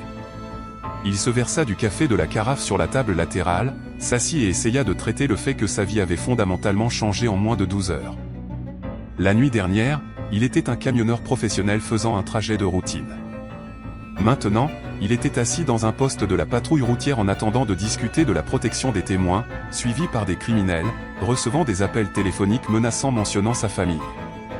Les agents fédéraux arrivèrent 50 minutes plus tard. 2 d'entre eux, portant tous deux le genre d'intensité concentrée qui suggérait qu'ils travaillaient sur cette affaire depuis plus longtemps que cette nuit seulement. Ils déclinèrent de donner leur nom, s'identifiant simplement comme des enquêteurs fédéraux travaillant sur la force opérationnelle de trafic interétatique. L'un était un homme, début de la cinquantaine, avec ce regard usé qui venait de trop de filatures et de trop de mauvais café. L'autre était une femme, plus jeune, plus vive, avec des yeux qui évaluaient tout et ne donnaient rien. Monsieur Caudell, nous apprécions votre coopération, commença l'agent masculin en s'installant sur une chaise en face de Boaz. Ce qui s'est passé ce soir sur l'US 95 a ouvert une enquête que nous construisons depuis 8 mois. L'organisation derrière la cargaison dans votre remorque, ils sont sophistiqués, bien financés, et extrêmement prudents. Obtenir quelques preuves contre eux a été presque impossible. Votre témoignage, votre volonté de raconter ce qui s'est passé au kilomètre 92 et après, c'est potentiellement la percée dont nous avons besoin pour construire un dossier susceptible d'être poursuivi. Le trooper Ellison a mentionné la protection des témoins. Boaz dit, ne se gênant pas pour les politesses. Il a mentionné que mon témoignage fait de moi une cible, que ces gens pourraient essayer de m'éliminer avant le procès. J'ai besoin de savoir ce que vous offrez réellement, à quoi ressemble la protection, Ce qui arrive à ma vie si j'accepte de témoigner. L'agent féminine se pencha légèrement en avant. Une protection complète des témoins, si cela en arrive là, signifie une nouvelle identité, une relocalisation, un soutien financier pendant la transition vers une nouvelle carrière, une surveillance de sécurité continue. C'est complet, mais c'est aussi permanent. Vous ne pouvez pas revenir à être Boaz Kodel une fois que vous entrez dans le programme. Votre ancienne vie se termine, votre nouvelle vie commence. Et maintenir cette séparation est crucial pour votre sécurité. Et si je ne veux pas de cela, demanda Boaz, bien qu'il connaisse déjà la réponse. Si je veux garder mon nom, garder ma carrière, juste vivre ma vie et témoigner quand c'est nécessaire. Est-ce que ce serait suffisant pour que je ne vaille pas leur attention? Les agents échangèrent un regard, et l'expression de l'agent masculin se durcit légèrement. Alors vous prenez un risque significatif. Nous pouvons fournir une sécurité pendant le procès, surveiller vos mouvements, répondre aux menaces au fur et à mesure qu'elles émergent, mais nous ne pouvons pas vous offrir une protection 24h24 et 7h7 indéfiniment. Et ces gens, Monsieur Kodel, ils sont patients. Ils attendront des mois, voire des années, pour la bonne opportunité de résoudre les problèmes. Vous témoignez sans entrer dans le programme, vous pariez que notre dossier est assez solide pour faire tomber toute leur opération avant qu'ils ne puissent vous atteindre. À quel point votre dossier est-il solide en ce moment? Boaz avait besoin de comprendre les variables. Avait besoin de savoir ce que son témoignage signifiait en termes pratiques. Avec la cargaison que nous avons saisie dans votre remorque, avec les individus que nous avons détenus à Tonopah, avec les preuves que nous accumulons depuis 8 mois. L'expression de l'agent féminine suggérait un optimisme prudent. C'est solide. Pas à toute épreuve, pas des condamnations garanties, mais assez solide pour que nous soyons confiants quant aux inculpations. Votre témoignage ajoute l'élément humain, le récit de première main sur la façon dont ils opèrent, les détails qui transforment une saisie de cargaison en une affaire de conspiration. Vous n'êtes pas la seule pièce, mais vous en êtes une importante. Boaz pensa à son appartement à Reno, aux racines qu'il connaissait, à 11 ans de construction d'une carrière et d'une réputation dans une industrie qui ne pardonnait pas les erreurs ou les échecs. Il pensa à devenir quelqu'un d'autre, à apprendre de nouvelles compétences à 44 ans, à recommencer une vie qui n'avait aucun lien avec tout ce pourquoi il avait travaillé. Et il pensa à sa fille, son ex-femme, la famille de son frère, des personnes à qui on dirait que Boaz Kodel avait disparu, était entré dans la protection des témoins, était parti pour toujours pour sa propre sécurité. J'ai besoin de temps pour réfléchir à cela, dit-il finalement. Je ne peux pas prendre ce genre de décision à 4 heures du matin après la nuit que j'ai eue. Les agents hochèrent la tête. Une compréhension professionnelle qui portait encore une pointe d'urgence. Nous comprenons, mais Monsieur Kodel, le temps presse. Plus vous êtes exposé, plus ces gens ont de temps pour planifier leurs réponses. Nous aimerions une décision dans les 48 heures, et nous aimerions que vous restiez en garde à vue protectrice jusqu'à ce que vous preniez cette décision. Pouvez-vous accepter cela? La garde à vue protectrice s'avéra être une chambre de motel à Elko. Rien de fancy, mais propre et sécurisé avec un véhicule fédéral non marqué garé à l'extérieur et des agents faisant des rotations de quart de 8 heures. Boaz dormit par à-coups, rêvant de barrages routiers et de SUV sombres et de voies offrant des options qui n'étaient pas vraiment des options. Quand il se réveilla vers midi, son téléphone avait accumulé plus d'appels manqués, plus de messages vocaux, plus de preuves que sa vie dérapait vers un territoire qu'il ne reconnaissait pas. Il passa l'après-midi à passer des appels. À son dispatch, expliquant qu'il avait besoin d'un congé prolongé, que la situation était compliquée, qu'il fournirait des détails quand il le pourrait. À son ex-femme, ayant une conversation qui commença par « je ne suis pas en difficulté » et se termina par « sois juste consciente que certaines personnes pourraient poser des questions à mon sujet ». À sa fille, mentant à travers ses dents sur la raison pour laquelle il appelait sans prévenir, pourquoi il semblait stressé, pourquoi il avait besoin qu'elle soit prudente avec des étrangers posant des questions. Chaque conversation enlevait une autre couche de sa vie normale, exposait une autre vulnérabilité. En soirée, il avait pris sa décision. Non pas parce qu'il le voulait, mais parce que l'alternative était de parier avec la sécurité d'autres personnes, et ce n'était pas un pari qu'il pouvait avaler. Il appela les agents fédéraux et leur dit qu'il témoignerait. Leur dit qu'il entrerait dans la protection des témoins si c'était ce qu'il fallait. Leur dit de commencer le processus parce qu'attendre plus longtemps ne faisait que donner plus de temps aux criminels pour le trouver. La voix de l'agent féminine portait du soulagement et de l'approbation. Vous prenez la bonne décision, Monsieur Kodel. Ce n'est pas facile, mais c'est la bonne. Nous commencerons la demande de protection des témoins immédiatement, commencerons à coordonner avec le service des marshals, vous ferons déménager dans un endroit sécurisé pendant que les formalités administratives se traitent. Vous devrez fournir des déclarations détaillées, passer par plusieurs entretiens, nous aider à construire le dossier le plus solide possible, mais vous serez en sécurité, et les personnes qui vous sont chères seront protégées. En sécurité. Le mot semblait creux. Semblait comme une promesse qui ne pouvait pas vraiment être tenue. Mais c'était mieux que l'alternative. Mieux que d'attendre un appel téléphonique au milieu de la nuit. Mieux que de se demander si chaque véhicule derrière lui sur l'autoroute le suivait. Boaz fit ses bagages une fois de plus, se préparant à une autre relocalisation, une autre étape d'un voyage qui avait commencé au kilomètre 92 et semblait ne pas avoir de fin claire. Les agents fédéraux arrivèrent au motel vers 22 h, conduisant une sédan non marquée aux vitres teintées. Ils escortèrent Boaz avec une efficacité professionnelle, balayant le parking, se déplaçant rapidement mais sans panique. Le trajet vers l'endroit où ils l'emmenaient prit 3 heures, serpentant à travers des autoroutes et des routes secondaires que Boaz essaya de mémoriser mais finit par abandonner. Il ne lui disait pas la destination, ne fournissait pas de détails, se contentant de le déplacer du point A au point B avec le genre de sécurité opérationnelle qui aurait dû être rassurante mais semblait plus isolante. La maison s'avéra être une propriété de ranch à l'extérieur de Battle Mountain. Assez isolée pour que l'approche soit visible de loin, assez sécurisée pour que le périmètre ait des capteurs et des caméras. Boaz fut présenté à l'équipe de sécurité, 2 anciens entrepreneurs militaires qui semblaient capables de gérer les menaces, mais espérons-le, n'auraient pas à le faire. La maison elle-même était confortable de cette manière impersonnelle des logements temporaires.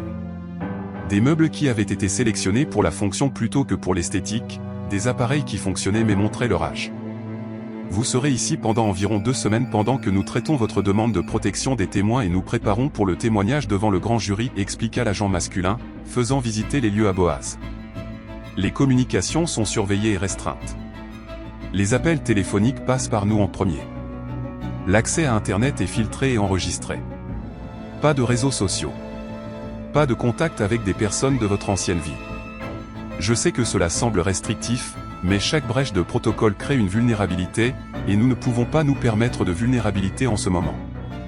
Boaz hocha la tête, comprenant intellectuellement tout en se rebelle émotionnellement contre les contraintes. Il avait passé sa vie adulte sur la route, indépendant, mobile, libre de prendre ses propres décisions et de fixer son propre horaire. C'était l'opposé de tout ce que sa carrière avait représenté. Confiné, surveillé, dépendant d'autres personnes pour sa sécurité et ses informations sur le monde extérieur. La première semaine passa dans un brouillard d'entretiens et de déclarations.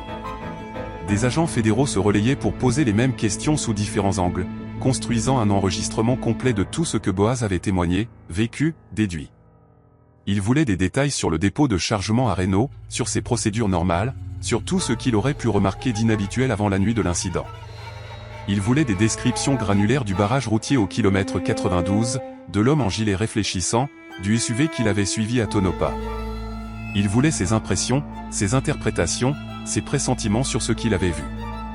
Certaines choses, Boaz pouvait les fournir avec confiance. La disposition du barrage routier, la position du véhicule, la démarche et l'apparence de l'homme. D'autres questions exposaient les limites de ce qu'il avait réellement observé, le numéro de plaque du SUV, les détails d'identification du véhicule, s'il avait vu des armes ou remarqué un équipement spécifique. Sa mémoire était bonne, mais pas parfaite. Et les agents insistaient pour une précision qu'ils ne pouvaient parfois tout simplement pas fournir. C'est normal, assura l'agent féminine pendant une session particulièrement frustrante. Vous n'êtes pas un observateur formé. Vous viviez une situation de crise.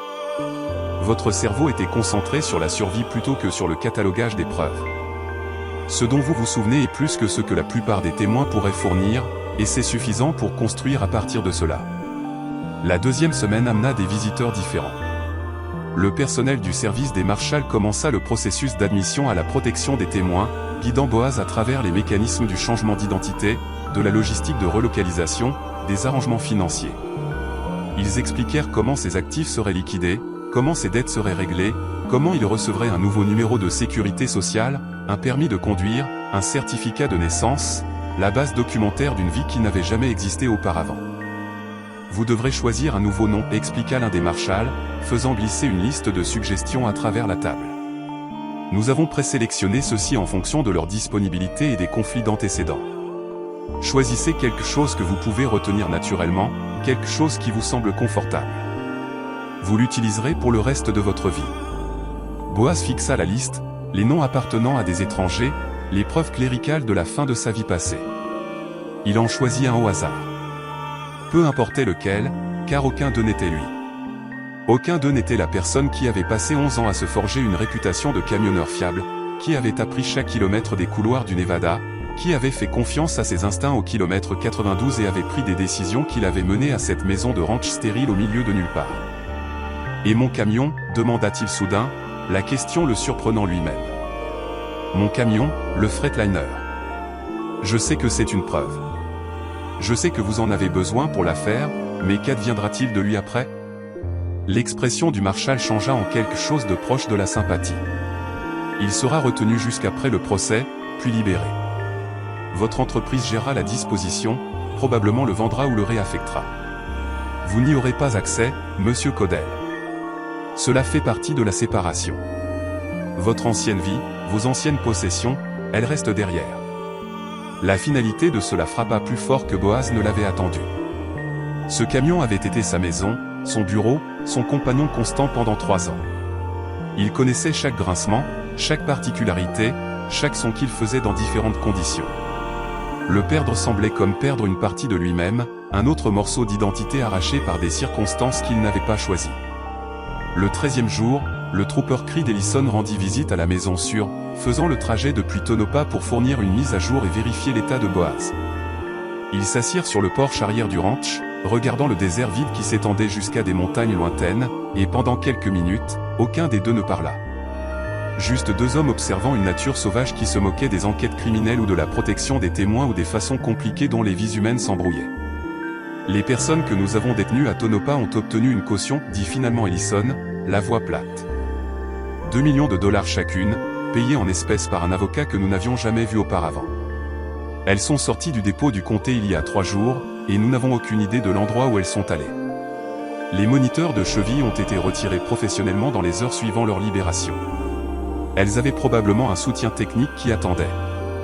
Nous avons émis des mandats, fait circuler leurs informations, mais honnêtement, il fit une pause, secouant la tête. Elles sont parties, soit hors de l'État, soit hors du pays, et elles ne reviendront pas avant que nous ne comptions plus. Boaz assimila cette information sans surprise. Donc, mon témoignage pourrait ne même pas avoir d'importance si les accusés ont disparu. Si l'affaire s'effondre parce que des témoins clés disparaissent, j'ai abandonné ma vie pour rien. Votre témoignage compte toujours, contredit Ellison, bien que sa voix portait moins de conviction que Boaz ne l'aurait souhaité. Nous en avons d'autres en détention, des opérateurs de bas niveau qui ne peuvent pas se permettre des cautions de millions de dollars. Nous avons des preuves de votre remorque, d'autres saisies, de la surveillance que nous menons depuis des mois. Ce n'est pas parfait, mais c'est quelque chose. Et monsieur Caudell, le fait qu'elles aient été prêtes à payer un total de 4 millions de dollars pour faire sortir ces 2 individus spécifiques de détention, cela nous dit quelque chose sur leur importance pour l'opération. Nous les blessons, même si nous ne les avons plus en cellule. Les blesser ne fait que les motiver davantage à me blesser en retour, souligna Boaz. Je suis toujours le fil qui dépasse. Toujours le témoin qui peut témoigner de ce qui s'est passé au kilomètre 92. Peu importe que les accusés spécifiques soient en détention ou non. Tant que je suis en vie et prêt à parler, je suis un problème pour eux. Ellison n'argumenta pas le point parce qu'ils savaient tous les deux que c'était vrai. Au lieu de cela, il plongea la main dans sa veste et sortit une photographie, la posa sur la table entre eux. Nous avons tiré cela des caméras de circulation sur l'US 95. Horodaté environ 40 minutes avant que vous ne rencontriez le barrage routier au kilomètre 92. Un SUV sombre correspondant à la description que vous avez donnée. Pas de plaque visible. Roulant à grande vitesse en direction du sud. Pouvez-vous confirmer que c'est le véhicule qui vous a suivi à Tonopah? Boaz étudia l'image, essayant de voir au-delà de la faible résolution et du mauvais angle. Le SUV semblait correct. Couleur foncée, style de carrosserie similaire, mais le confirmer absolument semblait comme un autre pas plus profond dans un témoignage qu'il n'était pas sûr de vouloir fournir. Pourtant, reculer maintenant n'avait pas de sens. Pas après tout ce qu'il avait déjà engagé. Cela pourrait être, dit-il prudemment. Je ne peux pas en jurer devant un tribunal, mais cela semble cohérent avec ce que j'ai vu. C'est assez bien pour l'instant. Nous construisons l'affaire pièce par pièce. Monsieur Caudel, votre témoignage en fait partie, mais pas la totalité. Vous faites simplement votre part, dites la vérité sur ce que vous avez vécu. Le reste nous incombe, aux agents fédéraux, aux procureurs. La réassurance semblait creuse, mais Boaz appréciait l'effort. Il pensa à l'homme qu'il avait appelé à Winmuka, offrant des options qui n'étaient pas vraiment des options. Se demanda où cet homme était maintenant, ce qu'il planifiait, si l'organisation s'affairait à contenir les dégâts de l'enquête, ou s'adapter calmement comme des professionnels qui avaient déjà traité des complications avec les forces de l'ordre. « Quand est-ce que je témoigne » demanda Boaz.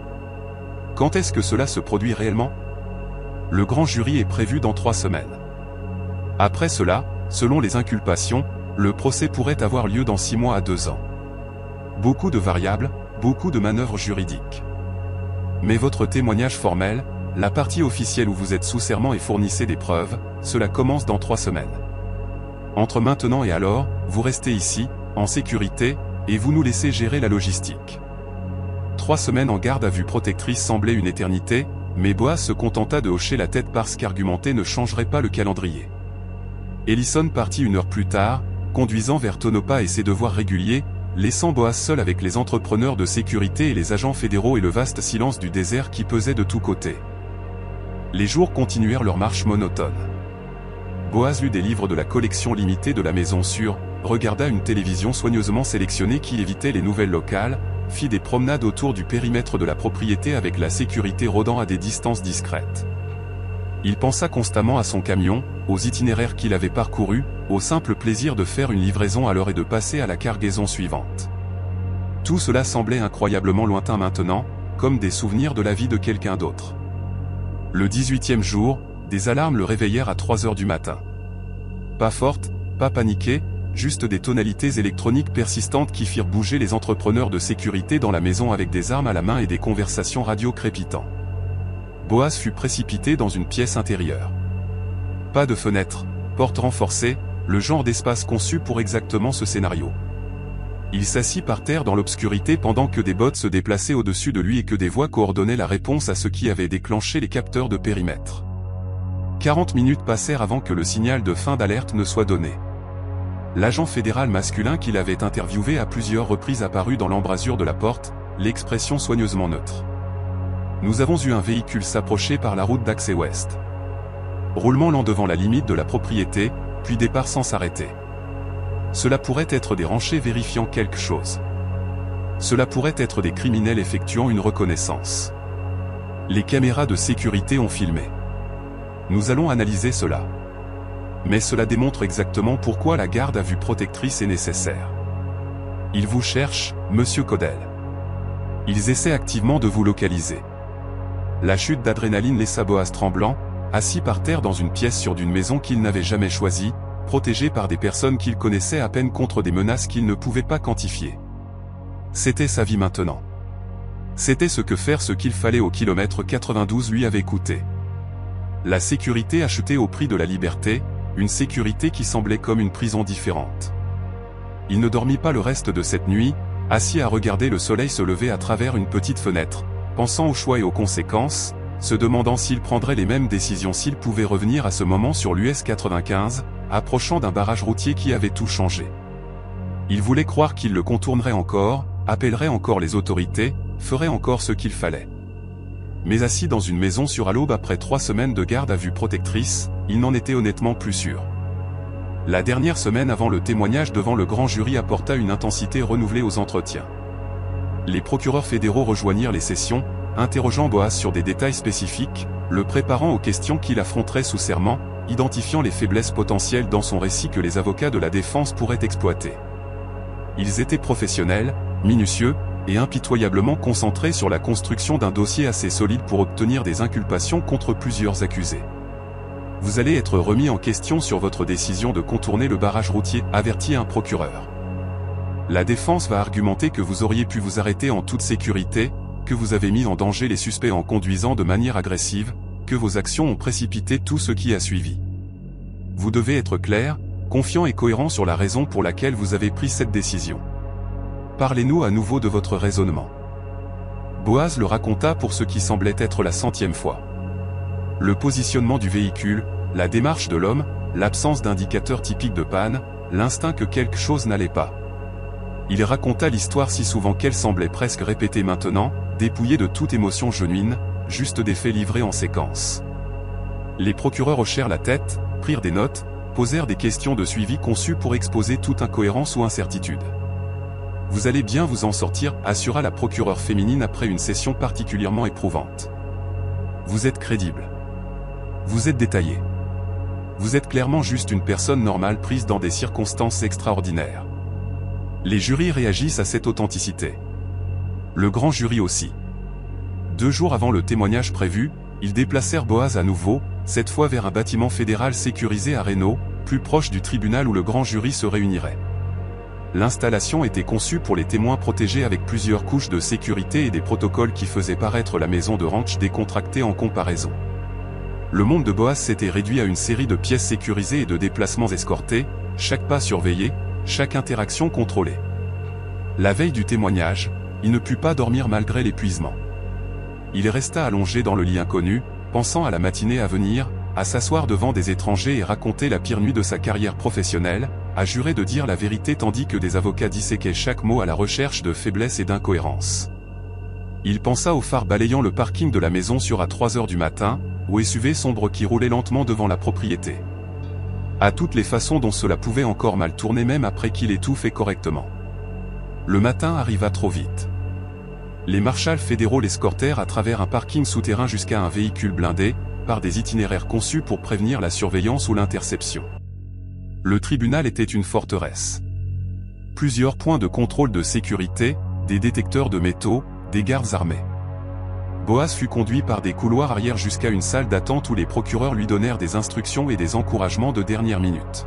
« Racontez simplement votre histoire », dirent-ils. « Répondez aux questions honnêtement. Si vous ne savez pas quelque chose, dites-le. Ne spéculez pas. N'élaborez pas au-delà de ce que vous avez témoigné. Vous allez bien vous en sortir. » La salle du grand jury était plus petite qu'il ne l'avait imaginé. 23 citoyens assis en gradin, le regardant avec des expressions allant de curieux à sceptiques en passant par ennuyés. Le procureur le guida à travers son témoignage avec des questions préparées, établissant une chronologie et un contexte et des détails spécifiques. Boaz parla clairement, méthodiquement, maintenant un contact visuel, faisant tout ce qu'on lui avait enseigné. Quand il décrivit le barrage routier au kilomètre 92, décrivit la décision de le contourner, il vit plusieurs jurés se pencher en avant, prêtant une attention plus soutenue. Quand il raconta le SUV qu'il avait suivi à Tonopah, les appels téléphoniques menaçants, la cargaison découverte dans sa remorque, leurs expressions changèrent en quelque chose de proche de la préoccupation ou peut-être de la reconnaissance que cela était plus sérieux que les affaires criminelles typiques qu'ils avaient entendues. Le témoignage dura 3 heures. Questions et réponses, clarifications et confirmations, construisant un dossier qui mènerait soit à des inculpations, soit non. Quand ce fut enfin terminé, Boaz fut escorté vers l'installation sécurisée, épuisé et vidé, incertain d'avoir fait assez, si son récit avait été persuasif, si tout cela aurait de l'importance à la fin. Les inculpations tombèrent 2 jours plus tard. 15 accusés, des chefs d'accusation allant du trafic interétatique à la conspiration criminelle en passant par des violations d'armes. Pas tout le monde connecté à l'organisation, mais assez pour perturber leurs opérations, assez pour justifier les ressources qui avaient été investies dans l'enquête. Le témoignage de Boaz avait fait partie du paquet de preuves qui avait sécurisé ses inculpations, et les procureurs l'appelèrent pour le féliciter et le remercier de sa coopération. Cela semblait plus vide que cela n'aurait dû. 15 inculpations, mais les 2 personnes détenues à Tonopah n'en faisaient pas partie, avaient disparu après avoir obtenu une caution. La voix au téléphone à Winnemucca appartenait à quelqu'un qui n'avait jamais été identifié. Le leadership de l'organisation restait protégé par des couches de déni plausibles et d'intermédiaires. Ils avaient peut-être gagné une bataille, mais la guerre semblait loin d'être terminée. « Quand est-ce que je reçois ma nouvelle vie ?» demanda Boaz au marshal coordonnant sa transition de protection des témoins. « Quand est-ce que Boaz Caudell disparaît et que la personne que je deviens prend le relais ?»« Les formalités sont presque terminées, » répondit le marshal. « Une autre semaine pour le traitement final, l'établissement des antécédents, la liquidation des actifs, puis nous vous relocalisons dans votre nouvelle ville, vous installez avec une aide au logement et à l'emploi, et vous recommencez. Ce n'est pas facile, monsieur Caudell. Beaucoup de gens luttent avec la transition, mais c'est le prix de la sécurité, et en ce moment, la sécurité est ce qui vous maintient en vie. La nouvelle identité arriva dans une enveloppe manie livrée par un marshal qui la traitait comme des documents classifiés, ce qu'elle était en un sens. Carte de sécurité sociale, permis de conduire, certificat de naissance, historique d'emploi, dossier éducatif, rapport de crédit. La documentation complète d'une vie qui n'avait jamais été vécue par une personne qui n'avait jamais existé jusqu'à ce que 3 agences fédérales décident qu'elle le devrait. Boaz fixa le nom sur le permis, le visage qui était le sien, mais attaché à la biographie de quelqu'un d'autre, et sentit les derniers fils de sa vie passée enfin se rompre. Vous devrez mémoriser tout cela, instruisit le marshal, étalant les documents sur la table dans la salle de conférence de l'installation sécurisée. Date de naissance, adresse précédente, historique d'emploi, tout. Ce n'est pas juste de la paperasse. C'est votre histoire. Quiconque fait une vérification des antécédents doit trouver un historique cohérent et crédible. Cela signifie que vous devez vivre cette identité complètement. Ne jamais glisser. Ne jamais faire référence à votre ancienne vie, même dans une conversation anodine.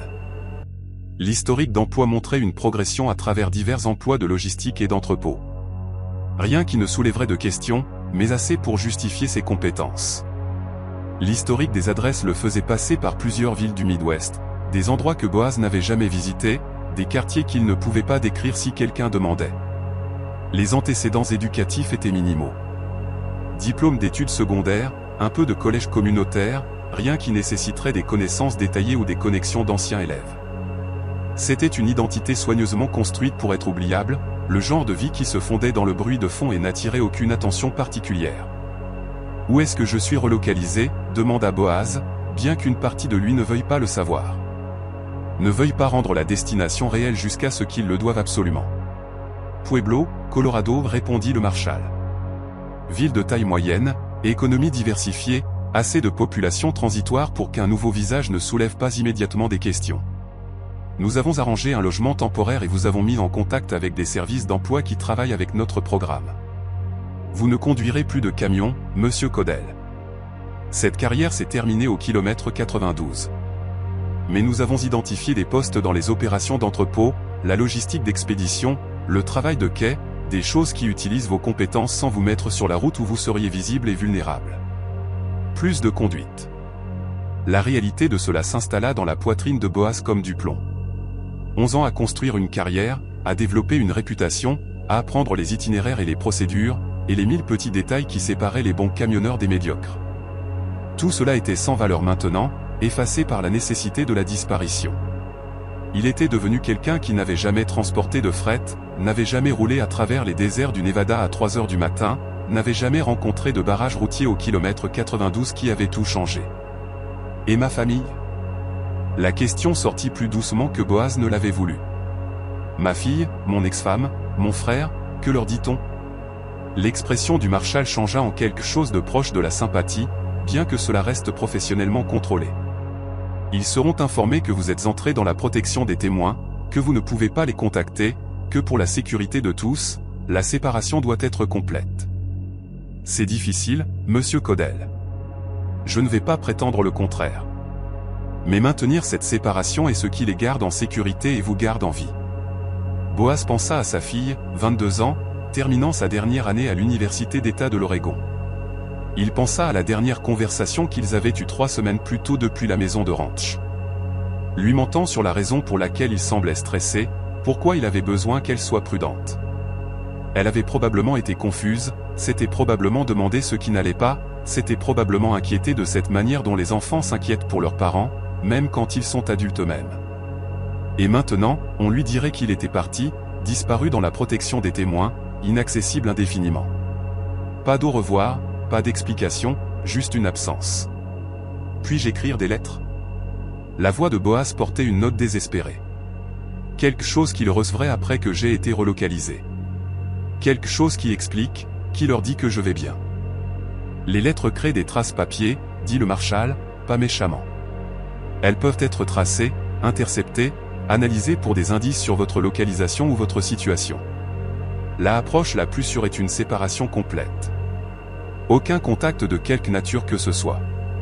Je sais que c'est difficile à entendre, mais c'est la réalité de la protection des témoins. Vous choisissez la survie, et la survie nécessite des sacrifices. Le mot semblait inadéquat pour ce qu'il perdait. Ce n'était pas un sacrifice. N'était pas un noble renoncement à soi-même pour un bien supérieur. C'était une amputation. Couper des morceaux d'identité et de connexion et d'histoire parce que les garder serait fatal. Boaz regarda les documents étalés sur la table, la vie d'un étranger qu'on s'attendait à ce qu'il habite, et se demanda si la survie à ce prix en valait vraiment la peine. Mais l'alternative était pire. L'alternative était d'attendre que des criminels le trouvent, d'attendre un appel téléphonique au milieu de la nuit, d'attendre une violence qui viendrait éventuellement parce qu'il en avait trop vu et témoigné trop honnêtement. Alors il mémorisa la nouvelle identité, répéta les détails biographiques jusqu'à ce qu'il semble presque naturel, et se prépara à la relocalisation dans une ville qu'il n'avait jamais visitée pour commencer une vie qu'il n'avait jamais choisie. Le déménagement se fit rapidement. Orchestré avec le genre de précision opérationnelle qui suggérait que le service des Marshalls l'avait fait des milliers de fois auparavant. Boaz fut conduit à un aéroport privé en dehors de Reno, vola vers Colorado Springs dans un avion affrété sans manifeste de passagers, puis conduit à Pueblo dans un véhicule non marqué aux vitres teintées. Ses possessions tenaient dans 2 sacs de voyage, tout le reste de sa vie passée liquidé ou laissé derrière. Des vêtements, des articles de toilette de base, quelques livres, rien de valeur sentimentale parce que le sentiment créait de l'attachement, et l'attachement créait de la vulnérabilité. L'appartement qu'ils avaient arrangé se trouvait dans un complexe du côté nord de Pueblo, une unité au rez-de-chaussée avec un parking directement à l'extérieur, 2 chambres, bien qu'il n'en ait besoin que d'une. Meublé avec des articles génériques qui semblaient avoir été sélectionnés dans un catalogue. Fonctionnel mais impersonnel, le genre d'espace que des centaines de personnes pourraient habiter sans laisser de marque distinctive. Le marshal qui l'avait escorté fit un tour des lieux, pointant les caractéristiques de sécurité et les protocoles d'urgence, puis lui remit les clés et un numéro de téléphone qui atteindrait le coordinateur local de la protection des témoins en cas de problème. « Vous êtes seul maintenant » dit le marshal, pas méchamment. « Nous ferons des vérifications mensuelles, effectuerons des balayages d'antécédents pour nous assurer que vous restez propre et en sécurité. Mais le travail quotidien de l'être de votre nouvelle identité, c'est à vous. Souvenez-vous de votre formation, faites confiance à vos instincts, et si quelque chose ne va pas, appelez-nous immédiatement. Ne tentez pas de gérer les menaces vous-même. Ne tentez pas d'enquêter sur des activités suspectes. Vous êtes un témoin protégé, pas un agent des forces de l'ordre. Votre travail est de rester en vie et invisible. » Puis le marshal partit et Boaz fut seul dans l'appartement d'un étranger dans une ville qu'il ne connaissait pas portant un nom qui ne lui semblait pas être le sien, faisant face à un avenir qui ne ressemblait en rien à la vie qu'il avait construite pendant 44 ans. Il resta dans le salon pendant longtemps, regardant les meubles génériques et les murs nus, essayant de s'imaginer vivre ici, exister ici, être qui que ce soit que les documents disaient qu'il était. Cela semblait impossible. Semblait comme un rôle qu'il ne pouvait pas soutenir, mais il n'avait pas d'alternative qui le gardait en vie. Le bureau des services d'emploi se trouvait en centre-ville, une organisation à but non lucratif qui travaillait avec diverses populations ayant besoin d'aide pour trouver un emploi. Ils avaient été briefés sur sa situation de la manière soigneusement assainie dont le service des Marshalls gérait de telles choses, savait qu'il avait besoin de travail, mais ne pouvait pas fournir de références détaillées ou d'historique d'emploi au-delà de ce que les documents fabriqués montraient. La conseillère assignée à son cas était une femme dans la trentaine, professionnelle mais chaleureuse, clairement expérimentée dans le travail avec des personnes ayant des antécédents compliqués. « Nous avons plusieurs postes qui pourraient être appropriés », dit-elle en faisant apparaître des offres sur son ordinateur. Travail d'entrepôt dans un centre de distribution, opérateur de chariot élévateur dans une usine de fabrication, superviseur de quai dans un terminal de fret, tous des postes de niveau d'entrée malgré votre expérience parce que nous ne pouvons pas vérifier votre véritable historique d'emploi. Vous devriez commencer bas et gravir les échelons en fonction de la performance plutôt que du CV. Boaz choisit le poste de terminal de fret, en partie parce que cela semblait le plus proche de sa vie passée, en partie parce que le travail de quai signifiait rester stationnaire plutôt que de conduire des itinéraires qui pourraient le ramener vers le Nevada et la visibilité. Le salaire était moins de la moitié de ce qu'il gagnait comme camionneur. À peine assez pour couvrir le loyer et les dépenses de base, mais la survie n'était plus une question de confort. C'était une question de maintenance, de garder sa nouvelle identité fonctionnelle et sa vraie identité enterrée. La formation commença le lundi suivant. Le terminal était une installation tentaculaire du côté industriel sud de Pueblo. Béton et acier et échappement de diesel. L'environnement familier des opérations de fret qui aurait dû sembler comme à la maison, mais semblait plutôt comme une moquerie. Boaz travaillait aux côtés de personnes ayant la moitié de son âge, apprenant des procédures qu'il connaissait déjà, suivant des protocoles qu'il avait exécutés pendant 11 ans, tout en faisant semblant que c'était une nouvelle information. Le rythme physique du travail était plus dur qu'il ne s'en souvenait. Ou peut-être était-il simplement plus âgé, plus usé par le stress et la relocalisation et la vigilance constante de vivre sous la menace.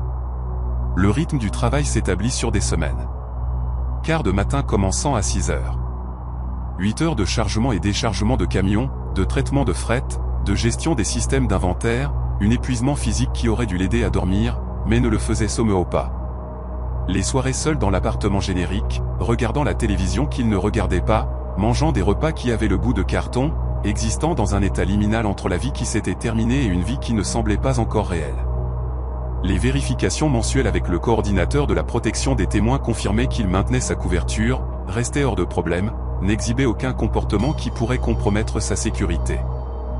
3 mois après son entrée dans sa nouvelle existence, Boaz travaillait sur le quai de chargement quand un camion longue distance entra, un Freightliner Cascadia avec des plaques du Nevada, et la vue de celui-ci le frappa comme un impact physique. Pendant un moment, il était de retour sur l'US 95, approchant du kilomètre 92, prenant la décision en une fraction de seconde qui avait mené à tout ce qui avait suivi. Le camionneur qui descendit de la cabine était plus jeune que Boaz, fin de la vingtaine peut-être, avec cette alerte particulière que les conducteurs longue distance développaient. Il s'étira, balaya le quai du regard, croisa le regard de Boaz et hocha la tête en signe de reconnaissance. Boaz hocha la tête en retour et se détourna avant que la conversation ne commence, avant que le camionneur ne mentionne les itinéraires ou pose des questions sur l'expérience de conduite de Boaz. La douleur de la perte était soudaine et accablante. La reconnaissance de tout ce qu'il avait abandonné, tout ce qui lui avait été pris. Il avait été bon dans le camionnage, avait pris fierté dans son professionnalisme, sa fiabilité, sa connaissance des itinéraires qu'il parcourait, et maintenant il chargeait le fret de quelqu'un d'autre, aidait à faciliter des livraisons qu'il ne ferait jamais, regardant d'autres conducteurs vivre la carrière qu'il avait perdue. Le superviseur du quai remarqua sa distraction. « Ça va ? Tu as l'air d'avoir vu un fantôme. » « Juste fatigué, dit Boaz, ce qui n'était pas techniquement un mensonge. Il était fatigué, épuisé de manière que le sommeil ne pouvait pas réparer, usé par la performance constante d'être quelqu'un qu'il n'était pas. Mais admettre cela aurait invité des questions auxquelles il ne pouvait pas répondre, alors il retourna simplement au travail, déplaçant le fret avec une efficacité mécanique, tandis que son esprit dérivait vers les autoroutes qu'il ne conduirait plus jamais. Ce soir-là, de retour dans l'appartement, Boaz prit une décision qu'il savait probablement stupide, mais ne put s'empêcher de mettre en œuvre. Il ouvrit son ordinateur portable, navigua vers un forum de camionneurs qu'il avait occasionnellement visité avant la protection des témoins, juste pour lire. Pas pour poster, pas pour interagir, juste pour traîner et absorber la conversation, la familiarité des plaintes concernant le trafic et les prix du carburant et l'incompétence des dispatchers, l'expérience partagée d'une communauté qu'il avait été forcé d'abandonner. Les discussions étaient banales, réconfortantes dans leur ordinarité. Quelqu'un demandant les meilleurs arrêts de camions sur l'I-40 à travers l'Arizona. Quelqu'un d'autre se plaignant d'un expéditeur qui l'avait fait attendre pendant des heures au quai de chargement. Un fil sur les nouvelles réglementations et comment elles affectaient la gestion des livres de bord. Des préoccupations normales de camionnage, la texture quotidienne d'une vie que Boaz ne pouvait plus vivre. Il était sur le point de fermer l'ordinateur portable quand un nom d'utilisateur attira son attention. Highway Ghost 95.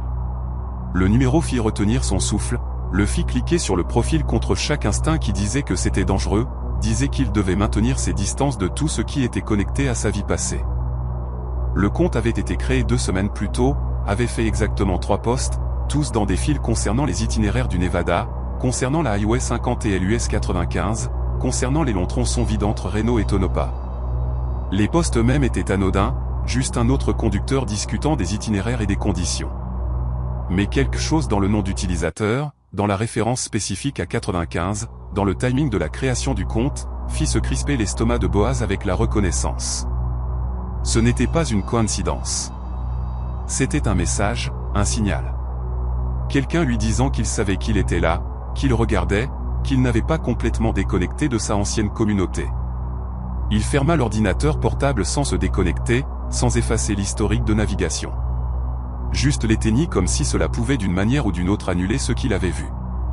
Ses mains tremblaient légèrement, une réponse d'adrénaline à une menace perçue.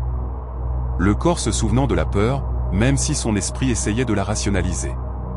Peut-être que Highway Ghost 95 était juste un nom d'utilisateur aléatoire, juste un autre conducteur qui aimait particulièrement cet itinéraire. Peut-être qu'il voyait des schémas là où il n'y en avait pas, laissant la paranoïa transformer une coïncidence inoffensive en implication sinistre. Mais Boaz avait fait confiance à ses instincts au kilomètre 92. Et ces instincts l'avaient gardé en vie. Et en ce moment, ces mêmes instincts hurlaient que le compte du forum n'était pas aléatoire, n'était pas innocent, était exactement ce qu'il semblait être. Une preuve que quelqu'un le cherchait. Sondant les espaces où il pourrait encore maintenir une connexion à sa vie passée, regardant tout signe que Boaz Codell existait encore quelque part sous quelque nouvelle identité qu'il avait assumée. Il aurait dû appeler le coordinateur de la protection des témoins immédiatement, signaler la faille de sécurité potentielle, laisser les professionnels évaluer si c'était une véritable menace ou une interprétation paranoïaque. Mais appeler signifiait admettre qu'il avait visité des forums de camionneurs, signifiait reconnaître qu'il avait violé les protocoles de séparation, signifiait potentiellement perdre ce peu de connexion qu'il avait encore à la vie qu'il avait été forcé d'abandonner. Alors à la place, il resta assis dans l'appartement sombre, l'ordinateur portable fermé, le téléphone intact, essayant de se convaincre qu'il surréagissait tout en sachant qu'il ne l'était pas. Le sommeil était impossible cette nuit-là. Boaz resta allongé dans le lit à regarder les ombres bouger sur le plafond, écoutant les bruits ambiants du complexe d'appartements, le trafic lointain de l'autoroute voisine, les sons quotidiens de la vie normale continuant autour de lui, tandis que sa propre existence semblait de plus en plus précaire. Au matin, l'épuisement et la lumière du jour avaient combiné pour faire paraître le compte du forum moins menaçant. Juste de la paranoïa amplifiée par l'isolement et le stress. Il alla au travail, chargea du fret, maintint sa couverture, se dit que tout allait bien. 3 jours plus tard, un nouveau camion apparut au terminal. Pas inhabituel, l'installation traitait des dizaines de camions quotidiennement, mais celui-ci arriva pendant un quart de travail calme de l'après-midi où la plupart des livraisons prévues avaient déjà été traitées. Un Peterbilt bleu foncé, plaque du Nevada, conducteur qui resta dans la cabine plus longtemps que la normale avant de descendre. Quand il émergea enfin, Boaz était à 20 mètres, déplaçant du fret avec un diable, mais assez près pour voir le visage du conducteur. Assez près pour ressentir la reconnaissance le traverser comme un choc électrique. C'était l'homme du kilomètre 92.